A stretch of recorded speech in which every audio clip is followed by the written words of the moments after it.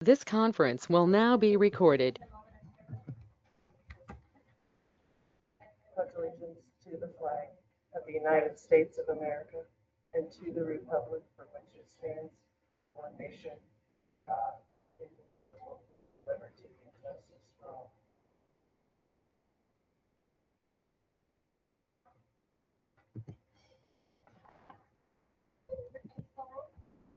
Mullen. Everhart. Malott. Schreiber. Adcox. Mayor.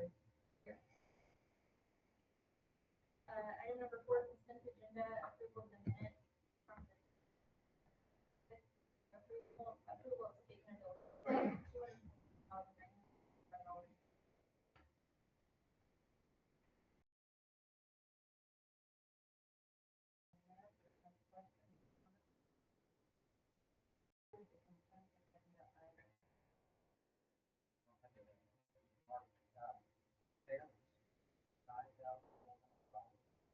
Say what you're seeing again, sorry. Quality fence.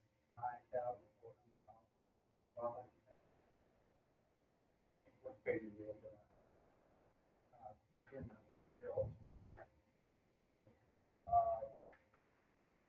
I wouldn't like to call it fence, so fence repair on Fourth, we did fencing, at the park, I don't know exactly which one. That number seems to be, it's probably related to construction. There was 2 different checks, I can tell you that. Okay. Fourth,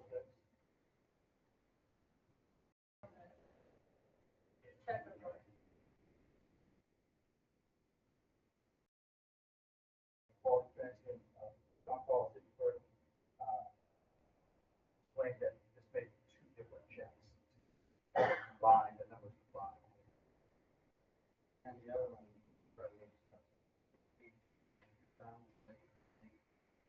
yeah, this is a Monthly. reoccurring. Sorry, go ahead. Monthly mows, That happened. every month, or every week, I'm sorry, every week. Yeah.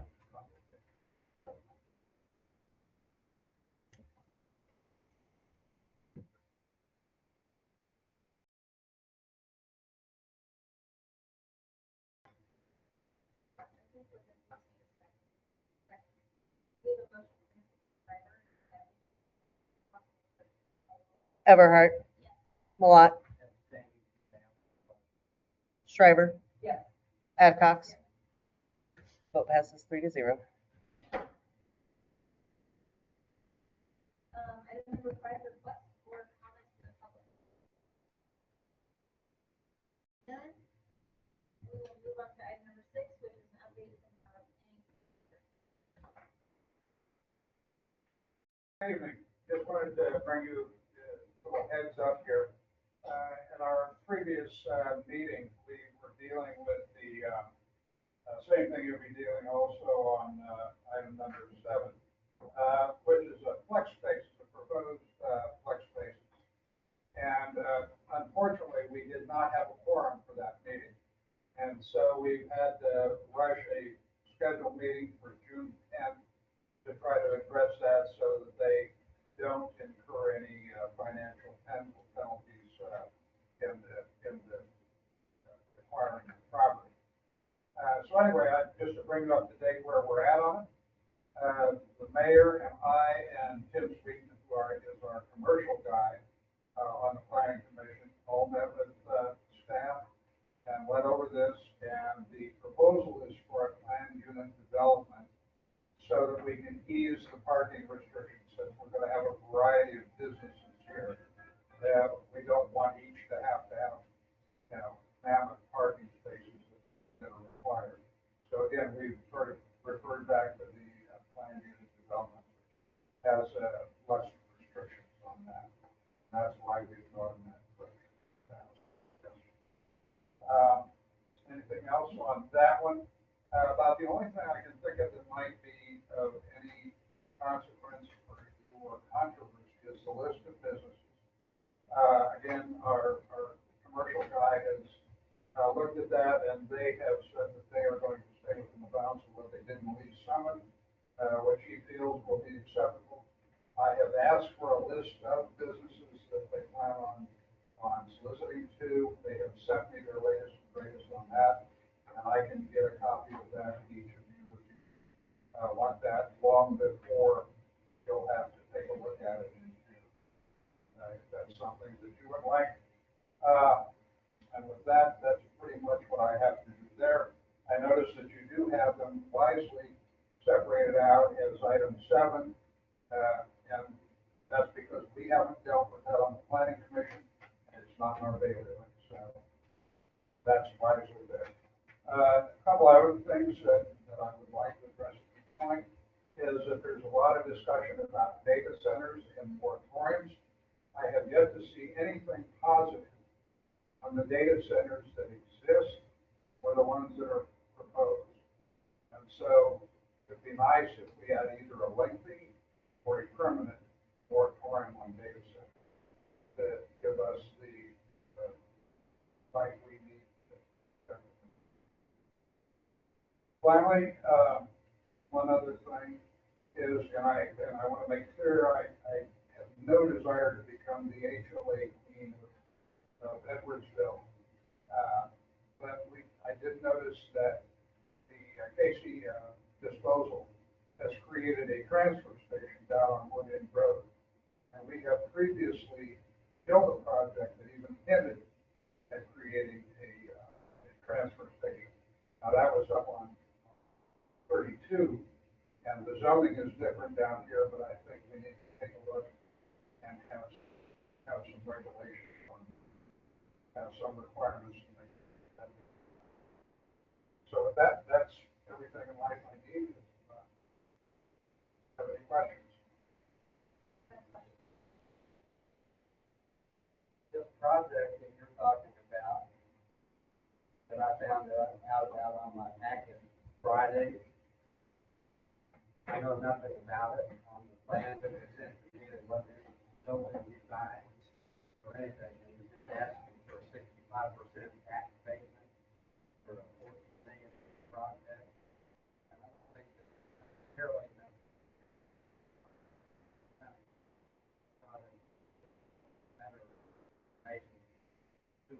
And I can tell you that's a surprise to me. That's something that we haven't dealt with.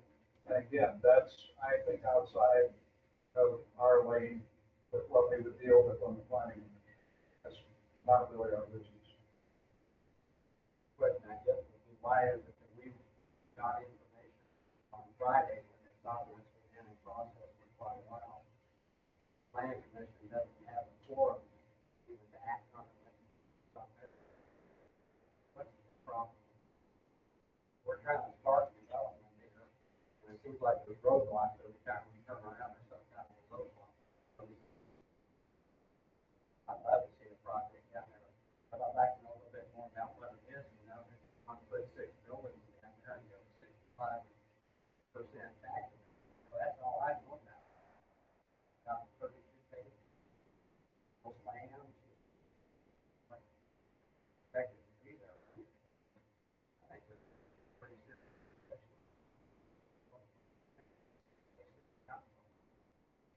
Mr. Rivers been mostly at the front of this pretty process.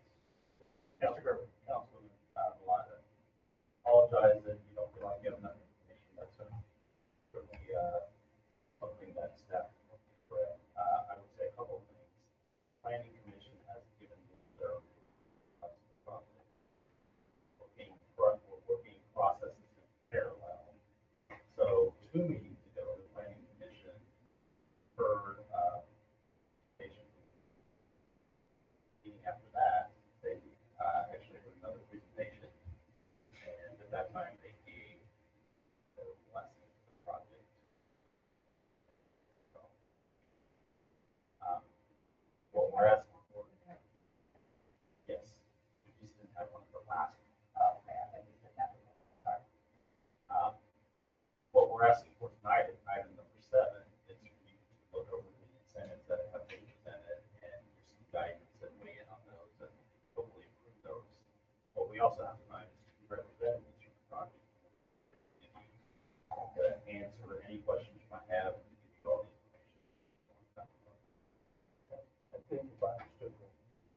line of question was that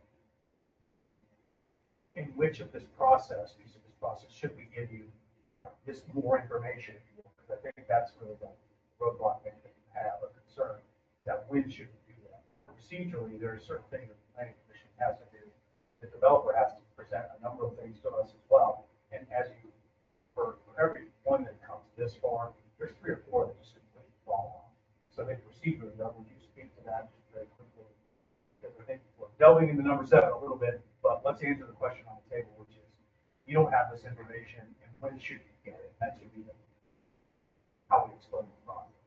What I think, yeah, I think procedurally, you should expect to get it when you think you need it. I mean, you're the policy-making body, and so if we need it for tonight, then it'll come for tonight. Staff error, that's my error. Fix that in future projects. But again, the project has been given a blessing by the planning commission, and we're trying to work these processes in parallel so that they have approved it, but then as the planning commission are saying, they don't deal with it, then that then comes. And so should there have been more information, if you believe there should, that's out. So, Well, throw me away at one thing, I have questions about it. One, if it's longer to it, so maybe you thought it was on.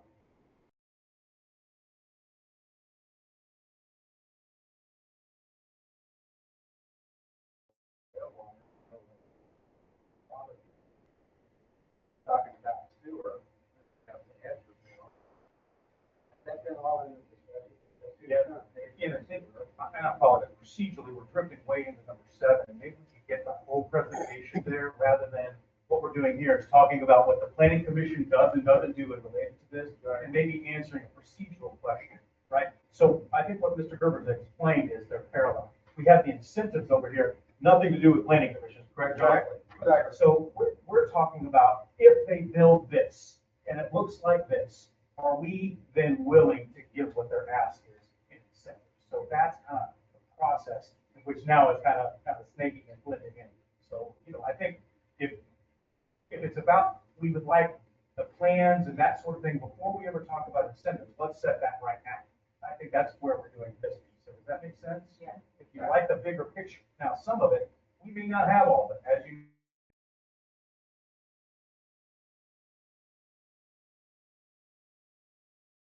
know, there's been a meeting that's bigger, on the 11th for correction. I think maybe John mentioned it. Well, let me correct that. We've been very thorough with this, with the tasks that are normally assigned to us. And actually, you'll have this a month before, about June 10th, before we deal with that. So it'll be your meeting after the June 10th before you actually, I think, have to make any decision regarding number 7. But we have been very thorough, and we're very fortunate in having Tim Sweeten on our commission, because Tim has been in the commercial real estate business for a long time, knows more than anybody we have around here or have had around here or are likely to hire. So we have a real benefit with him and the knowledge that he brings to the table. So our part has been very thorough and will continue to do so. Regarding the lack of a quorum, I met the very next day with the mayor to discuss solutions to addressing that. That's unacceptable and shouldn't be acceptable.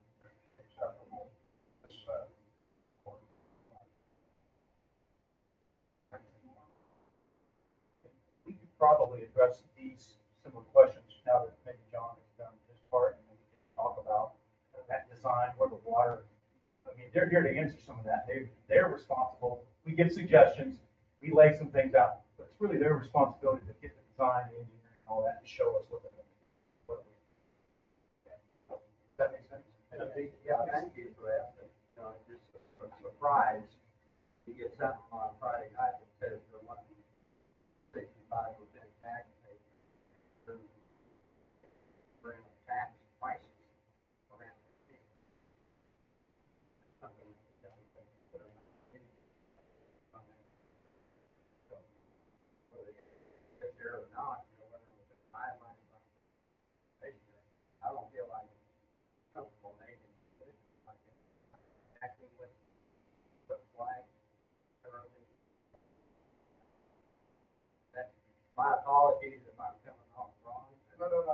agree on. That's what I, what,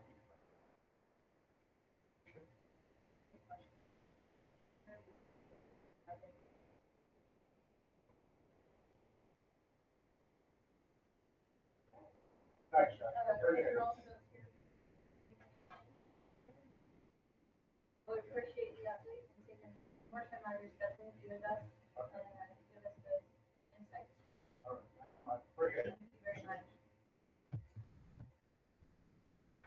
We have 297, I think, that's all. Well, let's do Usually it. we get it, details of the degree economic development and project for us. Mayor, thank you. I'm just going to turn this right over to Mr. Gerber. Okay, I'll make a few brief statements and then I'll let Brandon and or Matt come up and they, will be happy to answer any questions you have. Just in terms of process, as everybody knows, this has been a property there along College Drive, south side of College Drive, that has had various projects come, looking to potentially build there for various reasons. None of them have happened. So quite a ways down the track with this project. Frankly, because these guys have been very good, they know what they want, they have good projects in other areas of the metro that we look at. And because body has said we want to develop from that perspective. So in early 2025, we started talking to these guys. That's sort of how long this has been at the staff level. And then earlier this year, in 2026, we got to the point where we were ready to have a design review. So that's part of the process that's laid out in the city's code. Design review committee is, most of these we call it like a pre-app meeting. Here we call it the design review committee. And it's based, it's members of staff, for example, myself, city manager, public works director, fire chief.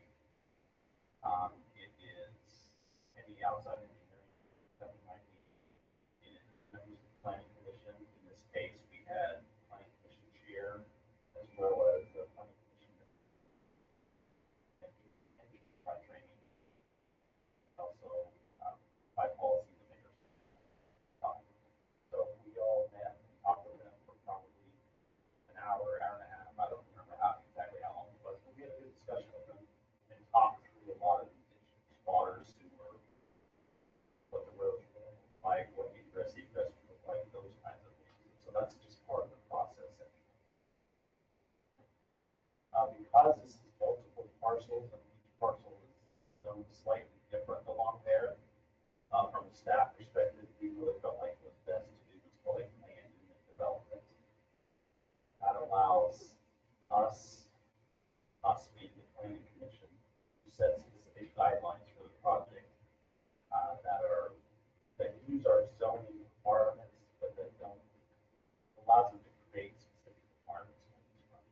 So the planning commission has approved a land use development for this project. As I note in my cover sheet, right now, this is estimated to be about a $14 million project. Under, I think, 4,000 square feet. Take shape over 5 or 6 buildings across the project. Right now, the property taxes on the parcel that the city gets every year are so the thing that I've always liked to talk about is economic development incentives, and I get that they're controversial, but it's also kind of the way it works a lot of times. But right now, we have 100% of 400. Or we can say, we'd like you to come here, here's some incentives, and long term, over the next couple of years, we will get 5%, 10%, 20%, et cetera. Finally, after 10 years, we will get 100% of a much bigger. Now, philosophically, that isn't something we want to do, then that's obviously something we need. Staff needs to take into account for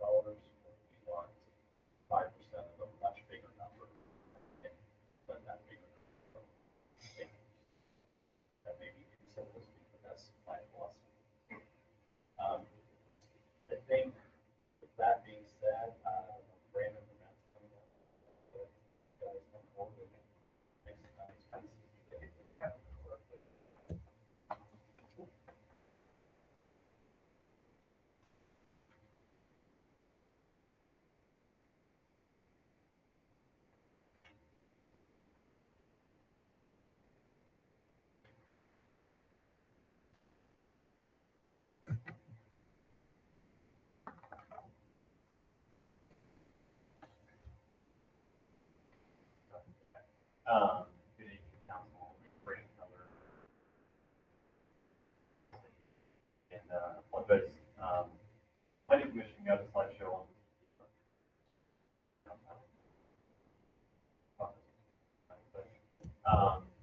Yes, I just wanted to give a little bit of a background. Doug did a good job of explaining kind of the process, but, we put going all the way back. We built flex spaces in Blue Springs, Missouri, and then another location in Lee Summit. And then the Blue Springs location did so well that we actually second phase in Blue Springs. So, and that's just finishing up construction right now and a commercial real estate broker approached us and said, hey, there's this parcel in Edwardsville, you guys should look at it. So, down here, we look at it and thought it had a lot of potential as well. So that's how we got here. Thank you, commercial real estate brokers. But we had some pre-meetings with the city. There was a previous city planner. I think Doug was mentioning they were zoned differently. So I just want to touch on that for a second. And originally, one of the parcels was zoned industrial, one was commercial. Our development has, in one reason, it's called flex space because it has a different different types of users that rent our space. Some might fall within the industrial zoning code, and some might fall within the commercial zoning code. Whether one might be Etsy business that didn't have space in their garage, but the other one might be a retailer, and so one that would fall within industrial. So the first city planner recommended that we just rezone the whole thing to industrial, and so we went through that process. And then down the road, there was a new city planner that came along, and they recommended no, industrial doesn't work. We need to do a PUD, but we don't think this thing's ever done a PUD before, so there's a little bit of a learning curve there, and I think it does fit really well. And one of the questions might be, well, did you do a PUD in Blue Springs? No, and only because their zoning codes are a little bit differently. So in Blue Springs, their industrial zoning code technically allows micro retail units. Some communities do, every community is different. But for Edwardsville, everyone agrees we have a PUD overlay, which allows us to negotiate every single user that goes into our space. The city has a pre-negotiated approval process where we go through all 1,000 different types of users in the world that could go in this property, and we come to an agreement with the city on what's allowed and what's not allowed. And so we spent a lot of time with the planning commission on that, made some tweaks along the way, I think 2 or 3 times, and I believe we got a pretty good agreement there. And that will be finalized in the official development agreement down the road as well. And so you guys technically will have the ability to look at that and then give city management your feedback on what you think would be allowed and what wouldn't be allowed. So kind of how we got where we are today. But I can let Matt come up and explain flex spaces. Matt's the owner, and you can kind of give you a rundown of essentially what flex spaces is, how it's sort of light industrial, but it's also retail and commercial stuff.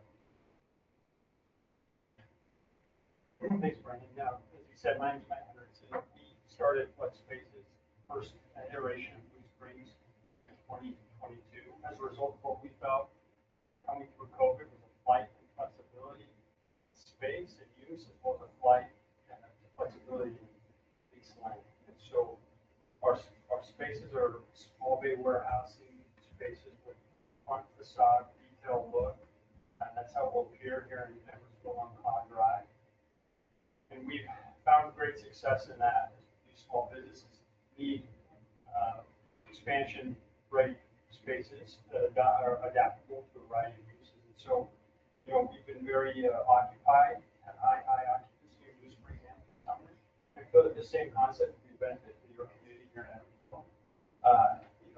We're locally operated and owned. We operate these locations and hold them long term. This is something that we're looking to build we're looking to be involved in it for a long time. Specifically, as you're aware, with interest rates, fuel, inflation, construction, day one costs are growing faster and faster. And it's unique to this Edwardsville location that's different than the Springs and the Summit location. There are offsite improvements that we're having to bring to this site to allow construction to be feasible. For example, as you mentioned, the water is an issue. The sanitary sewer was a conversation point. Some KDOT access arrangements for costs that are being incurred or would have to be incurred in this project. And so as we've had those conversations with staff, try to problem solve and are utilizing an instrument that allows us to be able to be successful, well, to bring rents that are affordable, that can serve your community. We are very committed to providing high-end product for what it is that we provide. We're not interested in providing metal boxes. As you can see by some of our renderings, we're vertically integrated and we develop and we build we're in-house general contracting as well. And so we're very hands-on. I'm messy because I poured concrete earlier today, and that's how involved we'll be on this project. We're out there screening and finishing the concrete is going to sit on and seeing them all the way through. I do think it's worth mentioning that, if you were to calculate the total 10-year property tax revenue that is coming through as a result of this project, total taxes paid over 10 years would be $1.1 million estimated. And that, allows us, the IRB allows us to see some savings on the front end so that we can provide a sustainable tax revenue generating source.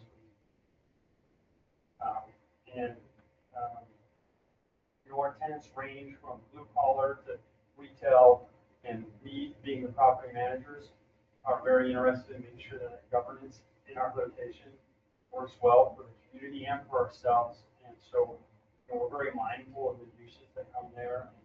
And ultimately, I think our interests are aligned from who's going to do that. So I could go on, but I'll answer maybe a few points that were mentioned earlier. First and foremost, we're receiving domestic water supply. We have coordinated with the municipality of Bonner Springs, allowing us to tap into their water that's just to the north of our property. We've secured easements in the Lake of the Forest owned property that stands between us and the city of Edwardsville sanitary sewer. We work with the Lake of the Forest governing body to receive an easement so that we can tie into the city of Edwardsville. Those easements cost money, as well as the actual connection will cost money. So from a utility perspective, that's where we're getting on water and I think are there any other points that were made, but if there's any questions in regards to the incentive package or otherwise the project overall. I have a question about the 1.7. Is that where they have to be? No, so it's, if I could, that might be the lead on others, but the incentive is stair stepping, right? So year one, there's a 95% abatement and it continues down to year 10. And that would be after, answer your question. After, right? So year one, I think, is estimated to be a $14,000 to $15,000 abatement, but by year 10, it's a multi-$100,000 tax that we're paying. And so, from between year one to year 10, we aggregate all of those, and it's over $100 of tax that we are paying. That's correct.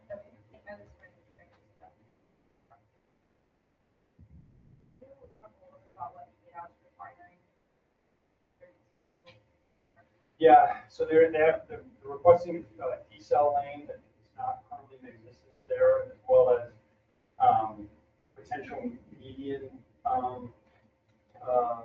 Currently, as you drive down Todd Drive, there's several, I don't know the proper terminology. In theory, for you turn from left to right, depending on the direction you're going. Their plan in the long term is to median some of those, so they're seeing the amount. Possible that we'll also some of that, the cost of it. Or turn insurance into rather than brand new device. Yeah, that was, a lot of that was sort of our offering as well to KDOT. In all honesty, it's not been easy, and I don't think that anything has been decided. And so that was sort of our offering to was, hey, a decel lane is probably the most good offer, to be honest. And even that, they were like, oh. So, because we don't really want just a bunch of openings. That's almost more chaotic than open one or two. Originally, we started out with 3 different access points to our property, and immediately they said, no, that's too many, so we immediately cut one. So, for example, the main access to our development is going to be 111, but it's currently a gravel road. Lakewood Forest uses it as their access to their garden. And so we will improve the 111th road. We will pave that road to current spec.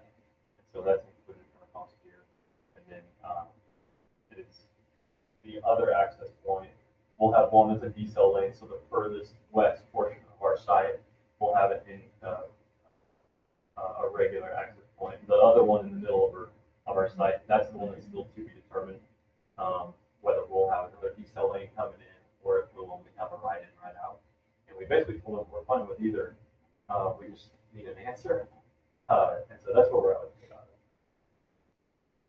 That is not So that's the cost of development. I just want to make sure.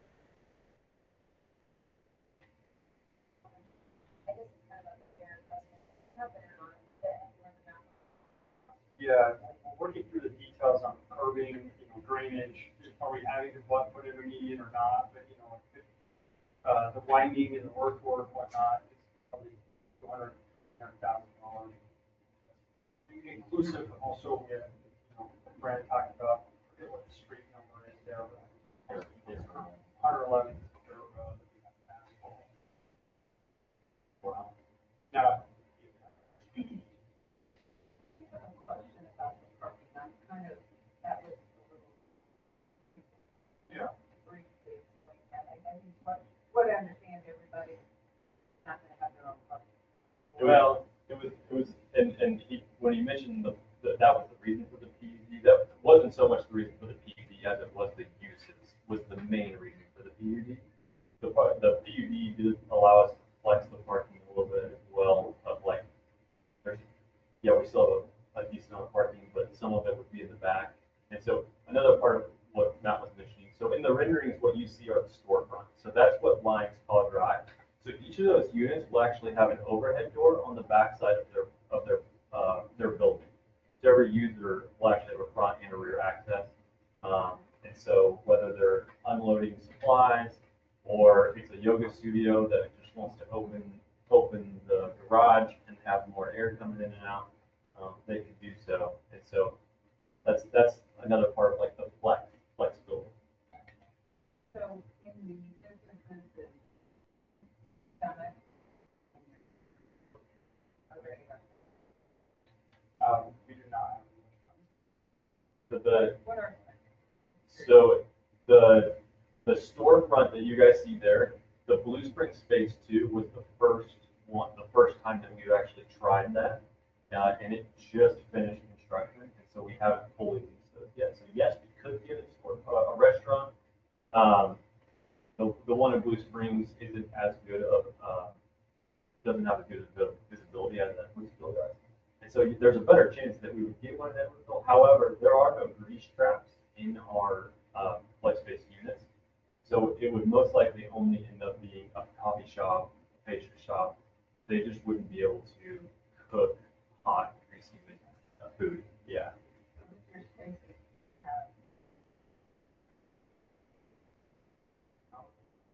Absolutely, yeah. I mean, as you can imagine, we have to be very mindful of the uses that are going into these spaces. If we we have a barber, for example, or a massage therapist, a physical therapist, in several of our locations, different spaces. So if we were to put them right next to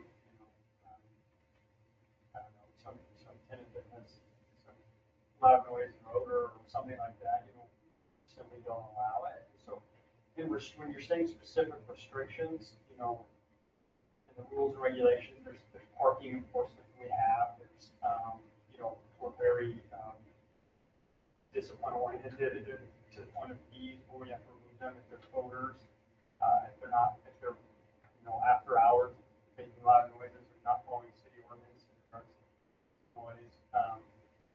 I think we have a full sheet of whatever. In Blue Springs, actually, we just had a conversation with their codes department on a user who wanted to receive a special use permit for small engine repair. And basically, we just had to tell them, yes, you can modify motorcycles and you can upgrade them. You can temp them. We have tint shops, detailing shops. But you can't change the oil because one, we don't have floor trimming, and even if you did change the oil, you would see on concrete, and that would give our rights to remove that user because we don't want to stay. So that's something that we're actually dealing with Blue Springs right now. It's just enforcing those types of rules and ordinances in the city.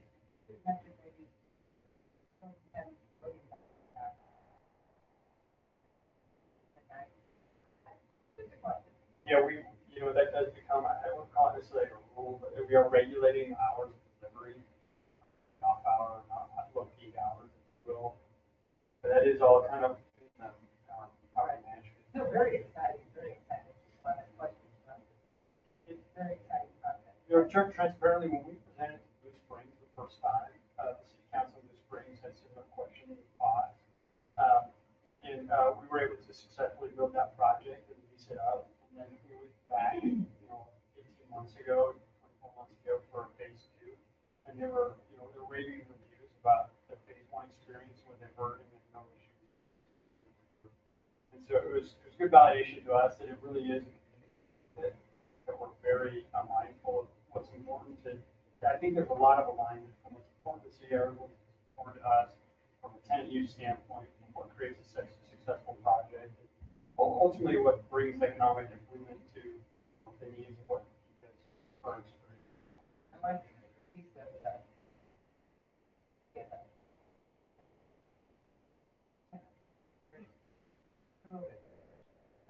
Not just saying. Yeah.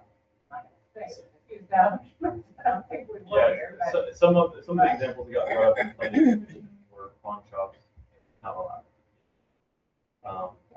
There's, and I don't want to go into detail. Some of them If are somebody very owns a pawn shop right now, sorry, No, I know. but yeah, there's very specific about the use.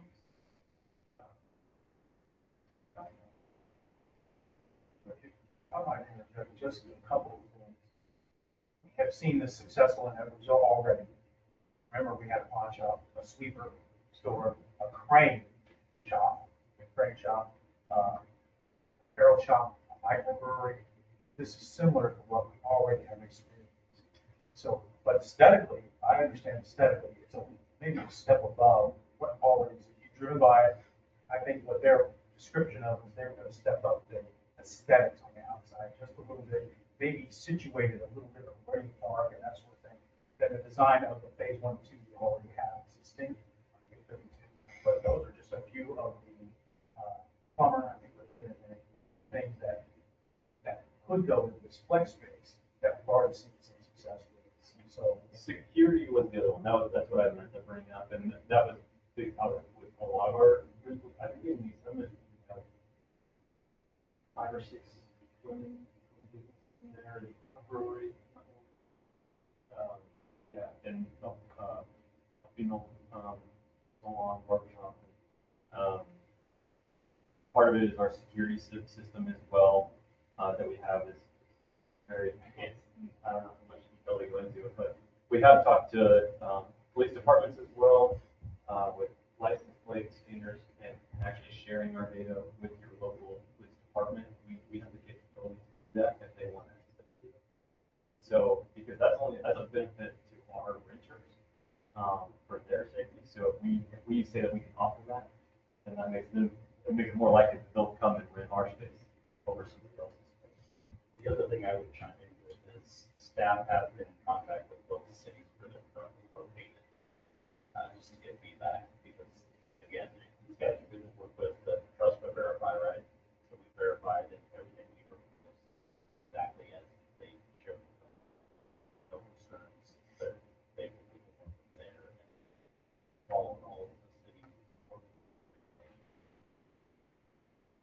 least two of those cities, they were great. Is there an advantage that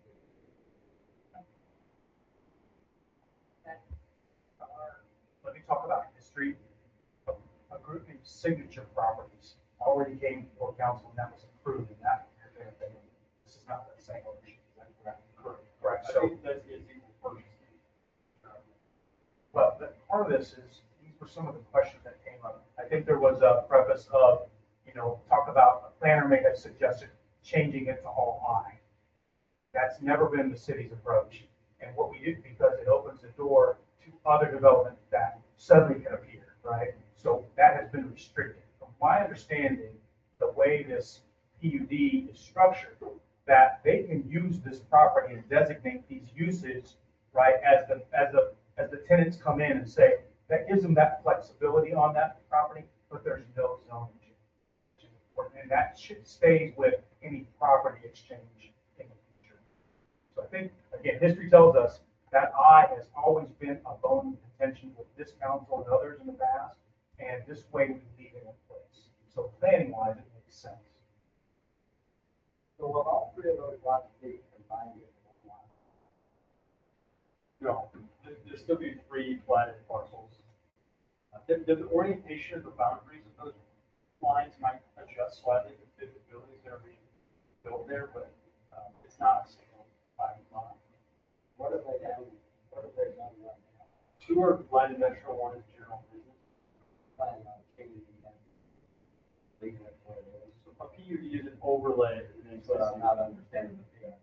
Yeah, it's just, so existing zoning remains in place and untouched. PUD allows the proper uses to come in as agreed upon by all bodies to function for the intended. It's an overlay, so the PUD basically like trumps the industrial zoning, and it becomes like a new layer. So there's not really a PUD zone that you can rezone a property, you just make it an overlay. So you basically just forget about the industrial, it doesn't exist. The PUD is your new zone. Your presentation is phenomenal. You have calmed me down. Yeah, well, good, good. I live, I look at it. Yeah. And I look right at Plaza West. Okay. And I visualize that somewhat over there, and it's going to be an upper hill from what Plaza West. Yeah, more storefront, so it's different. And when I look at this, I like this. I do have a couple, the Bonner water concern. Are we going to be able to deal with Bonner water? That you said. So that's all on us. We talked to BPU, and you're right, BPU's water runs on the north side of Claude Drive, and the cost to bore under Claude Drive and deal with VDOT would just, I think, forever. Yeah. And a national cost. So we are actually. Water on the, I believe there's water on the south side. There is. BPU told us if we extended from that one, they would also still want us to connect under Claude Drive and loop the system. That's what we were told. So we're actually paying a higher rate. I'm sorry. So we're actually paying a higher rate to tap into Bonner water. It just made sense that we didn't want to perpetuity. Well, why I'm concerned with that is because we dealt with Bonner Springs in our car lot of Bonner Springs sewer. Car lot of there.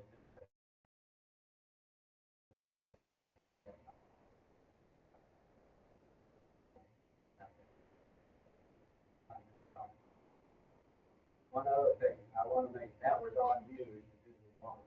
Yes, So the Edwardsville would not be involved in correct, getting water. correct. Have you dealt with the railroad right away behind? We have, yeah. Yeah, we've had a conversation with the railroad. Right now, there are no plans for the railroad, other than we would just continue a ground lease with them.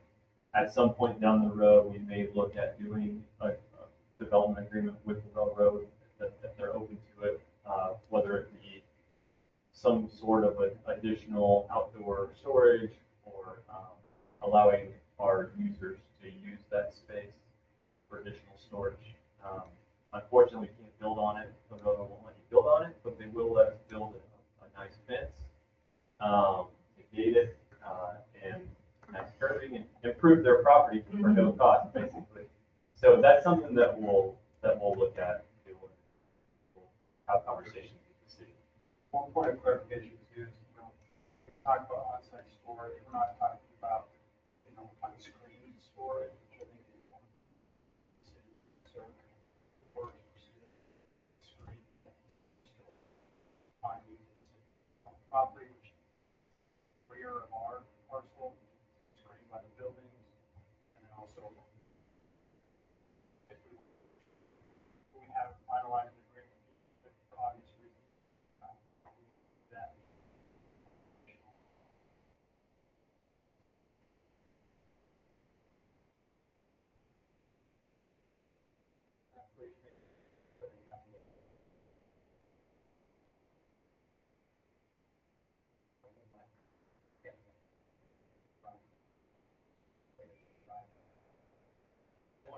One other update as well that might be a clarification is our first presentation meeting with planning commissions. We did it wasn't, it was a work session with planning commission for the first time, so that was 3 months ago. And where we presented on, and then presented what a PUD is. And then we came back and they voted to essentially approve plus the PUD zone. What we had planned to do, we were going to have to come back last week, and there was a small error where we didn't open it up for public comment. Technically, that was the only thing that we have to go back to the planning commission for. It's just open it up for public comment. There's nothing else necessarily to vote on. It's just for the public to be able to come with their on our part. So, unfortunately, we've had a LOI on the land for almost a year now, and we just had to extend that as well with additional hard money, and we are supposed to close on that June 15th. And so Doug was gracious enough to move the planning commission meeting up a week so we could get that final last approval, the last box check, so that we feel comfortable on officially closing on it, because the sellers are claiming they're not going to let us extend our contract. So land use wise, the land purchase, you have a right of interest, right? Right. Okay, we have a contract, I don't know, we have purchase seller. And then there's an expectation that it's closed, you have some sort of earnest money involved. Yeah, so we would have to walk away from the project at this point, there's 6 years. So, we're obviously highly motivated. Is there any questions on the incentives, how the math works? That hasn't been asked. Carolyn, did you have? I was gonna say incentives on that, but I was gonna ask, how many cash register would be in there? It's a good question. I know the mayor asked that question. I don't have substantiated data from our other locations that I feel like would be representative of what's going on. So any idea would be just pontificating, on what it could be. That being said, we'll have the most storefront with the most front parking of any of our other locations by a long shot. And I think even in those locations we have microbrewery, we have barbers, we have packing store, location where you're buying cardboard boxes and that kind of thing. We have a caterer, we have So that's a decent. and so of the square footage that we own currently, and I would say could be compared to what we'll have in Edwardsville, it's so small. I think, the storefront books that we have that we currently own, probably only own about 5,000 to 7,000 square feet, and we're going to go 36,000 square feet of that. So I think the probability is strong. I can't give you data about it.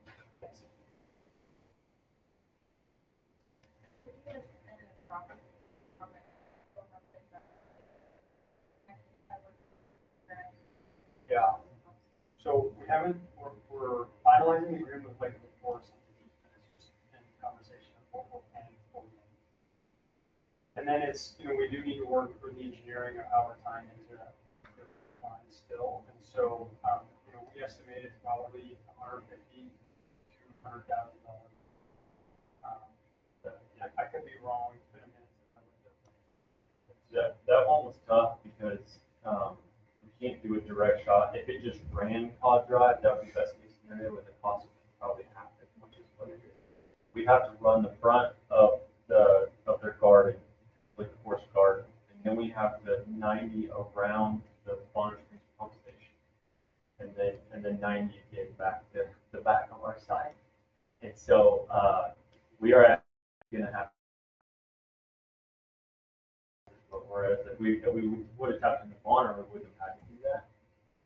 But all the feedback that we received was Edwardsville would like us to tap into their sewer and invest in their sewer system. And so, To get a little more clarity on that, so Bonner Springs, I think to the point you brought up, Councilman, is that there's a force main that runs in front of all property. Force main means it's not a gravity fix.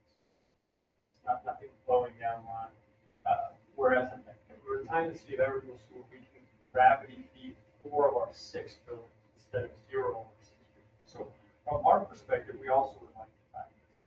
So, and I can't we don't exactly know where state everything plans, but I think it makes sense for us to tie this. there was no good option, which is probably why that site hasn't been developed. But we're 2 of the 6 buildings, even though we are trying to say Edwardsville force main to a main that we're building. Gravity. Say, you are building force main. For 2 of our 6 buildings, we have to try to pump force main into the main we have, we're installing. And everything else is gravity fed. Yeah. I think I heard that, sorry. Yeah, no problem. That's good. That follows on the plan. That's a challenge, as you just described. You said a gravel access to the Lake Forest Park. well, right now 111th Street is gravel. That's the entrance to Holiday Sand. Yeah, Right. yeah. That's not really Lake Forest. That's Edwardsville. It's Edwardsville. It's Edwardsville property. Yeah. So we'll improve that. We'll improve that road. We'll pave that road as part of our. I mean, to be honest, I don't even know if it's required for us to pave it, but we're gonna pave it because that's our main entrance into our site. It might will be the main. It'll be one of the main entrances. Yeah. So we are we losing that right now? Correct. Yeah, Yeah. it's currently rented, so, It's like a month 5. They're on a 5-month rent, so I think they knew it was coming. The other people. Or what would you? so our tax incentives for the R2 locations were not likened to what Edwardsville is because of the design of offset. So they're giving some break on things like impact fees, like that, but not like property tax abatement, other than Blue Springs, we didn't have property tax for 2 of one amount. But candidly, that wasn't necessarily negotiated, I think, as much as perhaps it was just the timing of the assessment overall. So full transparency, there wasn't development agreement specific to property tax abatement side. But again, we didn't have the on-site sites with right utilities at site, no infrastructure. And, Desire. No. But also, one of the reasons why we were not able to provide storefront, is much more, I would call it, blue collar, storagey, I hate to use that word, than it is retail-y, like The cost to build these are much higher than what we built in Blue Springs. This is a much higher quality. The other thing I think is worth mentioning is that property has been developed for a lot. But this reason that I think the word that everyone is challenging.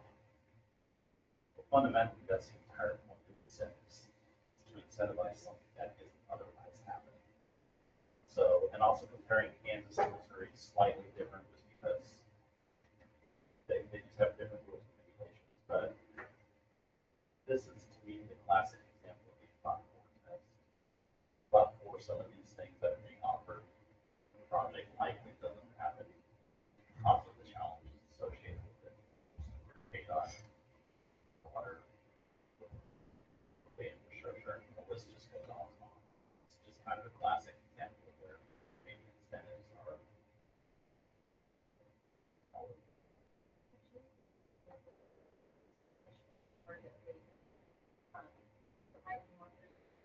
Yeah.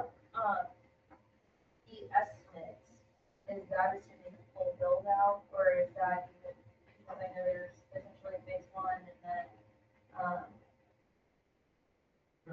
Greg Kendall, on this, his expertise. See, Greg Kendall was one that I know from council, played a consulting role to Doug and Mark. So your question was about, yes, so, the proposal in front of you is based on the full 104,000 square feet.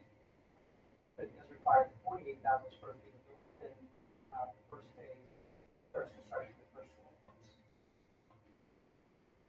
We don't want these to have a big place that nothing else is done.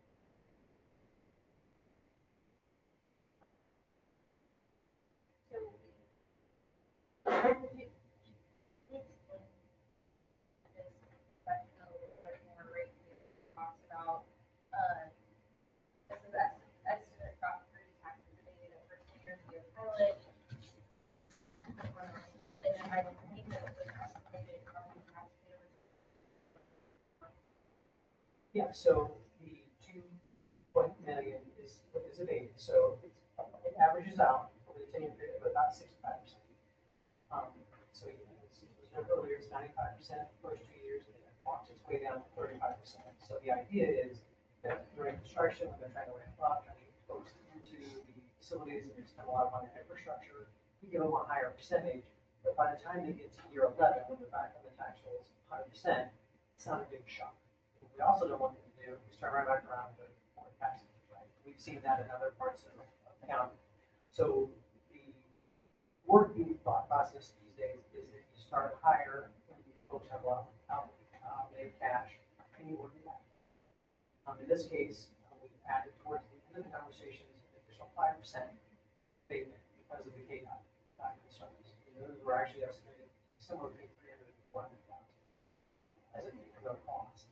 If you look at every 5%, I'm not $135,000 based on their project value add. And what these kind of projects are commonly priced at value add by the county appraiser. So every 5% is about $155,000. And so when we went back to Doug and Mark to talk about this project, new feedback from the clients, thought was we had been at an average about 60%. And we moved that to 50. So I'll back to what we put up. We came in with this sort of standard 50% based on U.S. policy. Based on the investment, based on we wind up the way that the thinking was that the city would want it to be. Here's the kind of businesses that you all want, here's the kind of businesses you don't want, here's the layout that we want to be consistent with the K-32 corridor plan, consistent with Plaza West, and we don't want a lot of truck traffic, we don't want concrete patchwork. Talked about that before. We've got lots of projects that we said no to. So we came in initially with, hey, here's 50%, but if you want more than that, you have to connect it to the city limits. Wastewater. That has been a huge hang up, as those of you who've been on the council for a time know that this location is kind of on the tail end of structure challenge. If you go to Water Springs, it's closer, it's got capacity, during this long-term cost, it costs more when you take infrastructure outside the city. It's a long-term revenue stream for the city, so yes, it's more costly. But in this case, we did not have the city actually fund the money for infrastructure. So what we did is that, well, you will commit to going to Edwardsville, they'll incentivize that. If there's a potential revenue stream, cities, that works out in the long term. And I think the market team also found that over time, also makes some sense for them, just because it is a forever cost, just like the conversation about water. There wasn't another option on the water side. So it's not, there's no advice. And then when the KDOT piece came in, basically said, well, that's a $300,000 to $400,000 cost. We had not anticipated KDOT making that request. For many, many years now, we've assumed that it would be limited the number of trucks, limited the number of businesses that we would not have to, or the client would not have to invest additional money into K2, because we didn't have to do that for the Plaza West. That changed. And that changed sort of the week we began. And so, at the risk of kind of what does it do about four tests, are we getting something out of this from the community side? Are we making improvements, or are we at risk of, now that we know that we have this challenge with KDOT, then if we don't go for this project, the next project will also need it, and so the costs are getting less. And so at what point do you start to kind of think of as many options as you have without putting too much on the project if they say, look, we're not walking away, or that there's too many incentives in the city, we've got to go, well, we're not getting on it. And so we looked at it and said, okay, today you're getting $400 a year. Year one is $14,000, by year 10 is $243,000. Then I'm going to goals with the actuals. Obviously, that's all taxes, not just the city. That's what we're playing with. Now, we did not do the estimates based on sales tax because we just didn't have enough certainty. I said the same thing. That's our goal. The way that they are positioning the building on the site, to give it a little more retail storefront. There have been retail projects that have had this available 9 months ago. We might have been able to look at folks in this part of the county, who are probably familiar with, if I said their names, they're all looking just couldn't get them fast enough. But we also did go, like, we did my estimates based on square footage and sales per square foot that more community and client team, somebody that we're comfortable with, and overstate revenues. So we actually did not estimate the sales tax. And then, of course, the other revenue streams you all, in addition to wastewater, property taxes, is the 1% origination.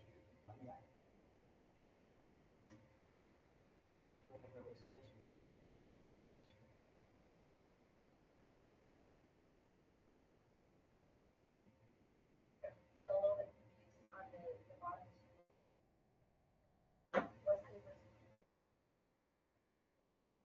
What's the One is what is paid to the city over those 10 years, and the 2-point number is the amount of paid over those same 10 years. estimated number? Okay, the verbiage is exactly the same, so we wasn't sure. One is just taxes paid. Oh, I see it, stated, I didn't see it. But I appreciate the test, and I'm glad it's working. Yes, very good.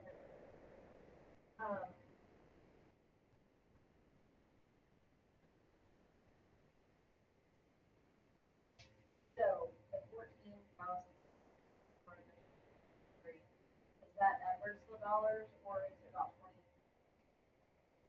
24%. That's the city's in the future. I for us to break out just the city portion. And we've got that.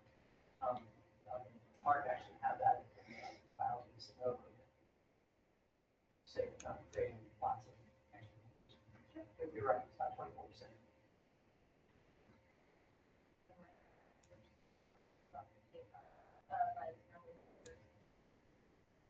Thousand was right, now would be about, not quite a third, a little over a third.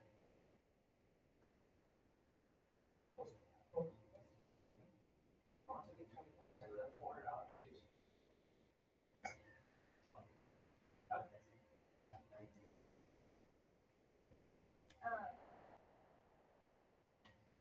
It's a lot of now, in a little bit of time. And so I think that's,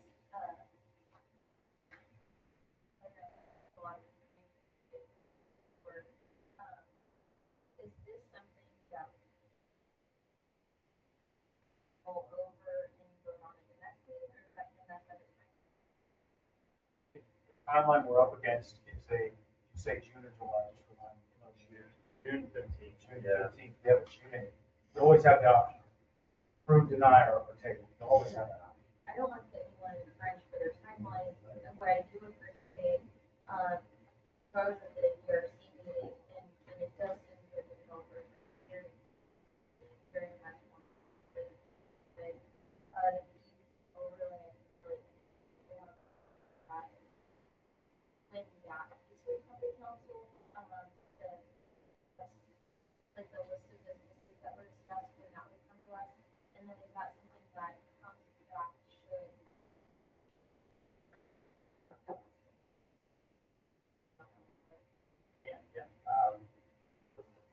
So the PUD, as has been noted, is not a zoning designation, it's a zoning process.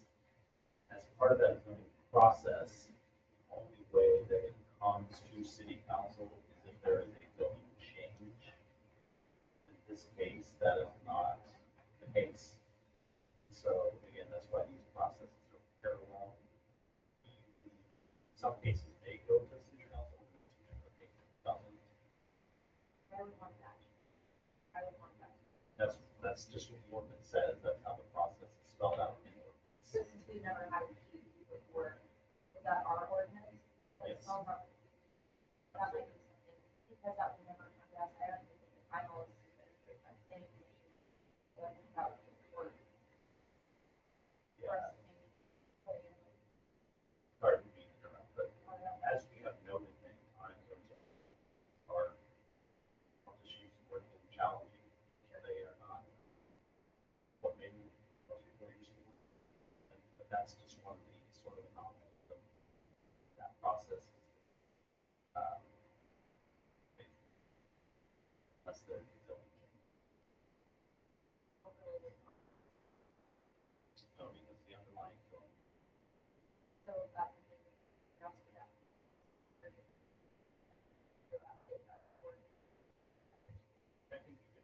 I think that could be something that is spelled out from the program. Sure. Which is why you don't have a DA yet, because once it can separately make sure that the consent is employed, put it into the development agreement, and then add some of those other things that come to the program. That's how I've seen it most effectively.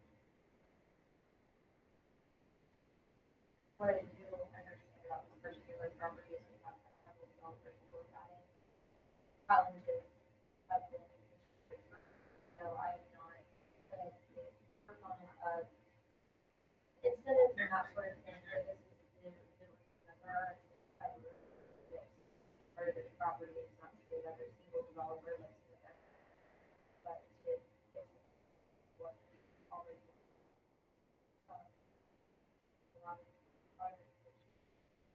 Anyone else have questions?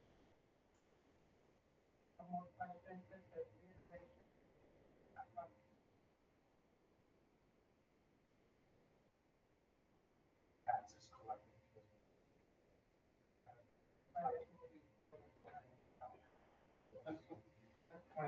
Those are my comments and questions. That's it.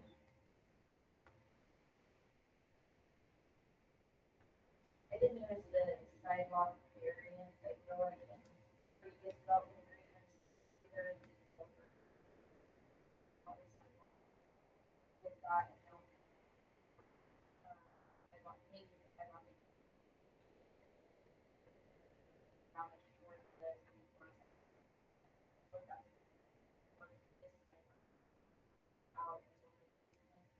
Well, so what we talked about in the design review was that it doesn't really make sense to put a sidewalk along there. So we go out there and say if it ever does make sense. And that sidewalk, quote unquote, would be internal and it would essentially provide egress and mode of transportation to the property. The local sidewalk property. Touch on that, please. Yeah, it would just be like any other shopping center. We kind of agreed, instead of having the sidewalk on Todd Drive, why don't you let us bring it into our site? So from every building, the sidewalks would essentially connect with ADA ramps, from building to building. So when you're parked there, it's hard to go. That was essentially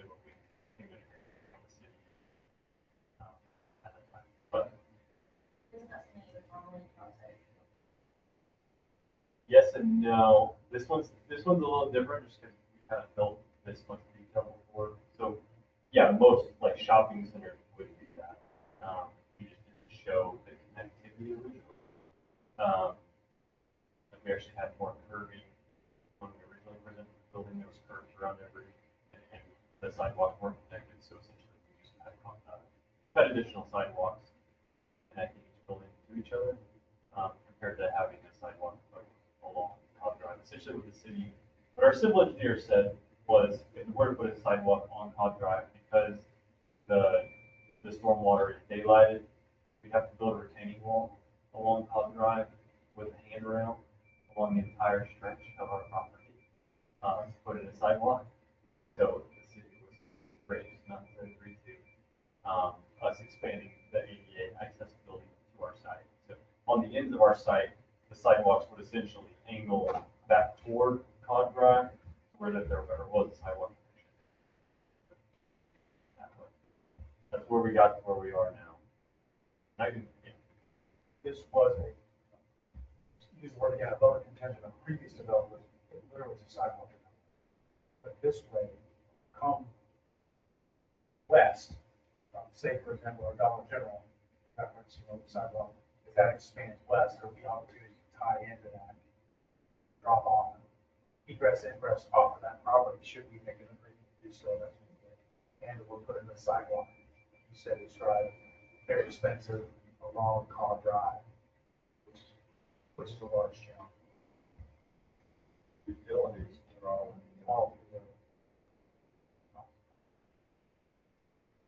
I think that reasonable concession, I think. What I'd like to ask was, do you have like an overhead view of what this is gonna look like? You could put it into a perspective of how the building is gonna, just looking down from an airplane. Yeah. With a civil site plan, I think is what you're asking. You have that, Doug doesn't have that. If you would, I would love to see that. I like the style of the building. I think it would be really a good asset for the city.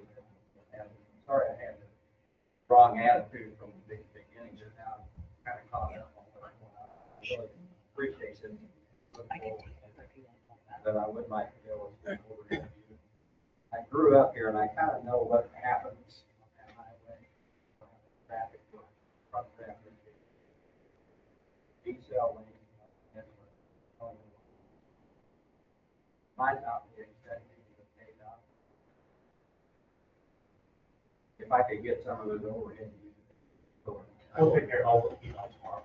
Yeah, I appreciate it. Thank you guys so much. Thank you. I have one more thought.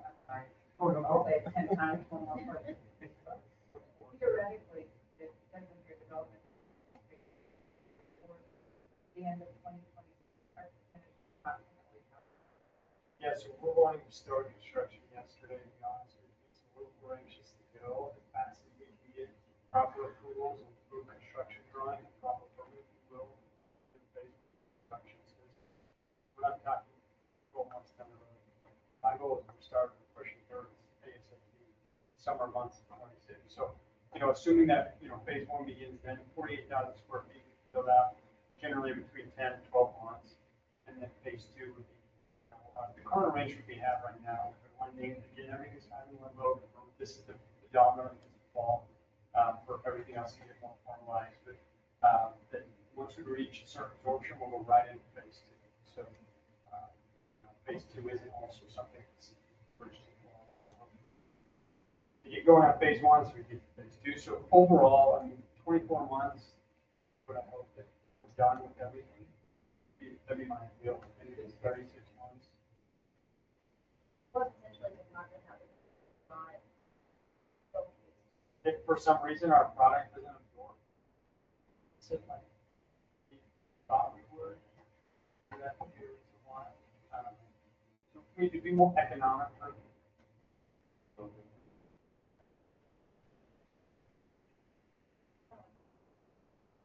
One thing that's been really, level that we work with in our community or bringing back to Edwardsville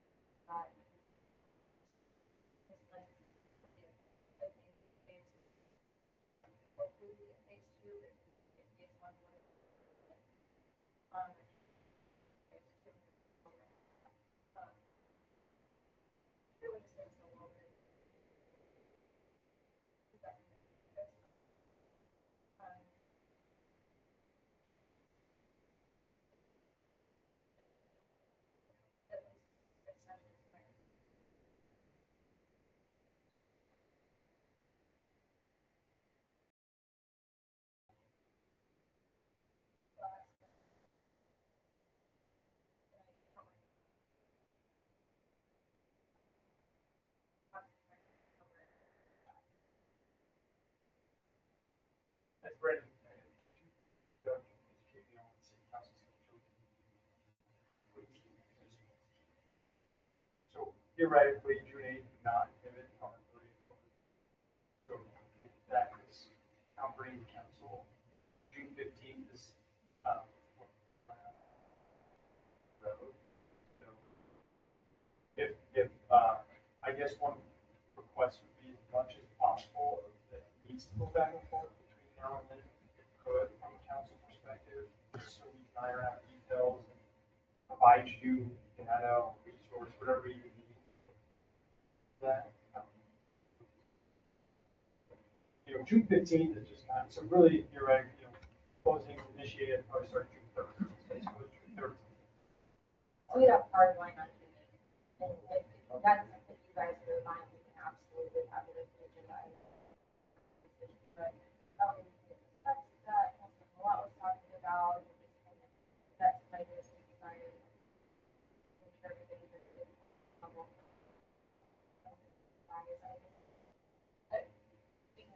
Myself, I suppose, I could think about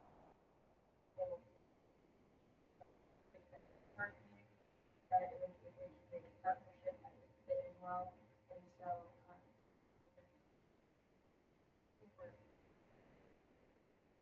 but I think that was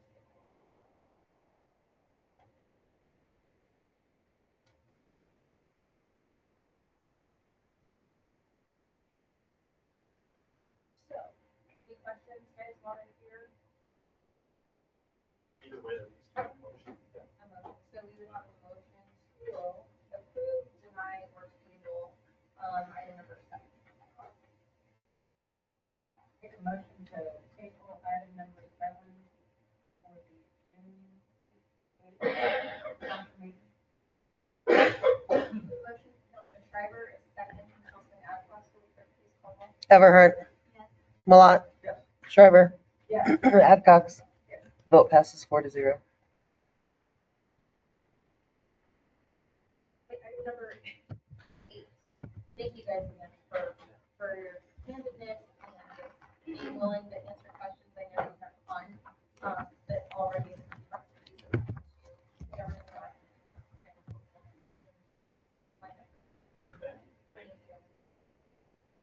item 8, presentation and council discussion regarding updated stormwater ordinance. Information only.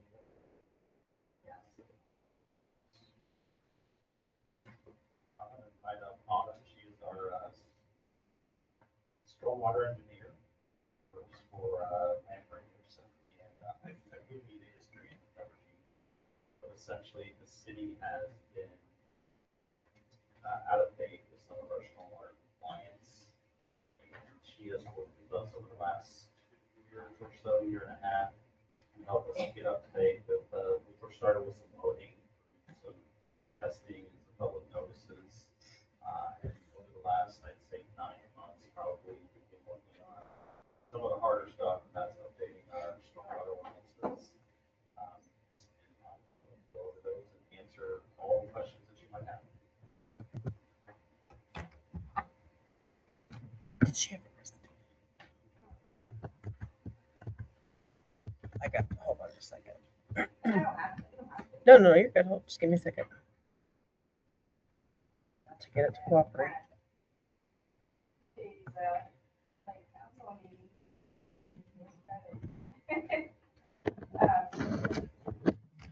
So for,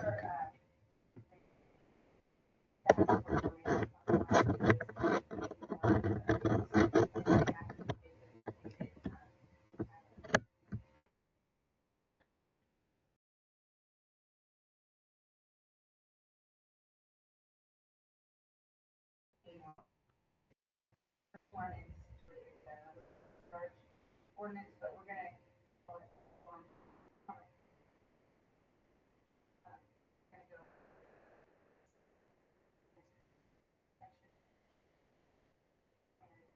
That's just to prevent this part of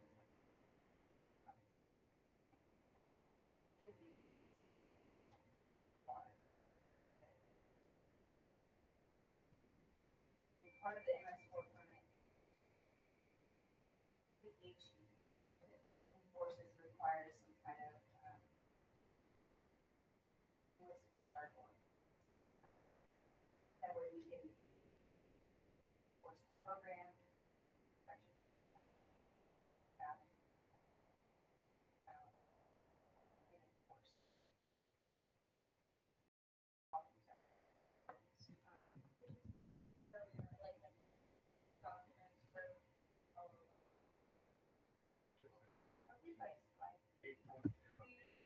Is Hooker not up there, Autumn?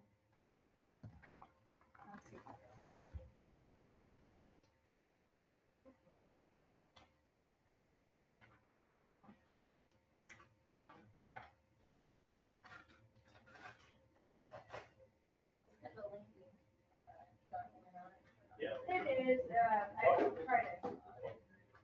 While she's, while we're looking for this, I will know that we sent this out probably a month or so ago for review. I know that there's a lot to look at, so I've asked Autumn to do a really high level overview. But again, in this packet, is no more changes have been made. But again, we can get the question about that, otherwise, I could not.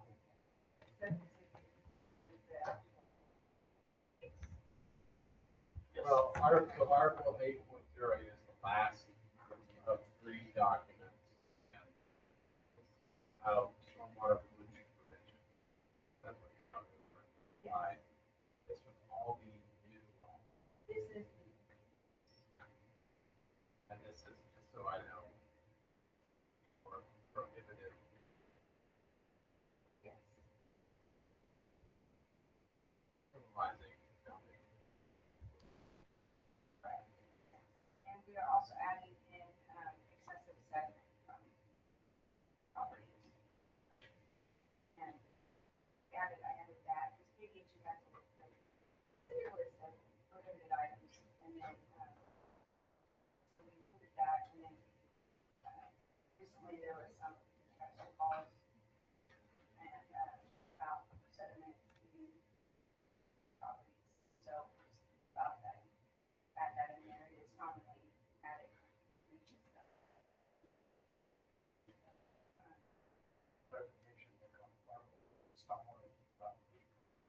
That's not any text that we have in our ordinance now, or is this just updating something?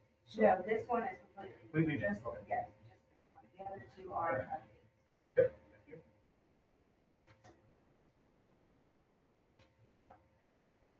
And we're not planning on enforcement, it'll have enforcement procedures, so,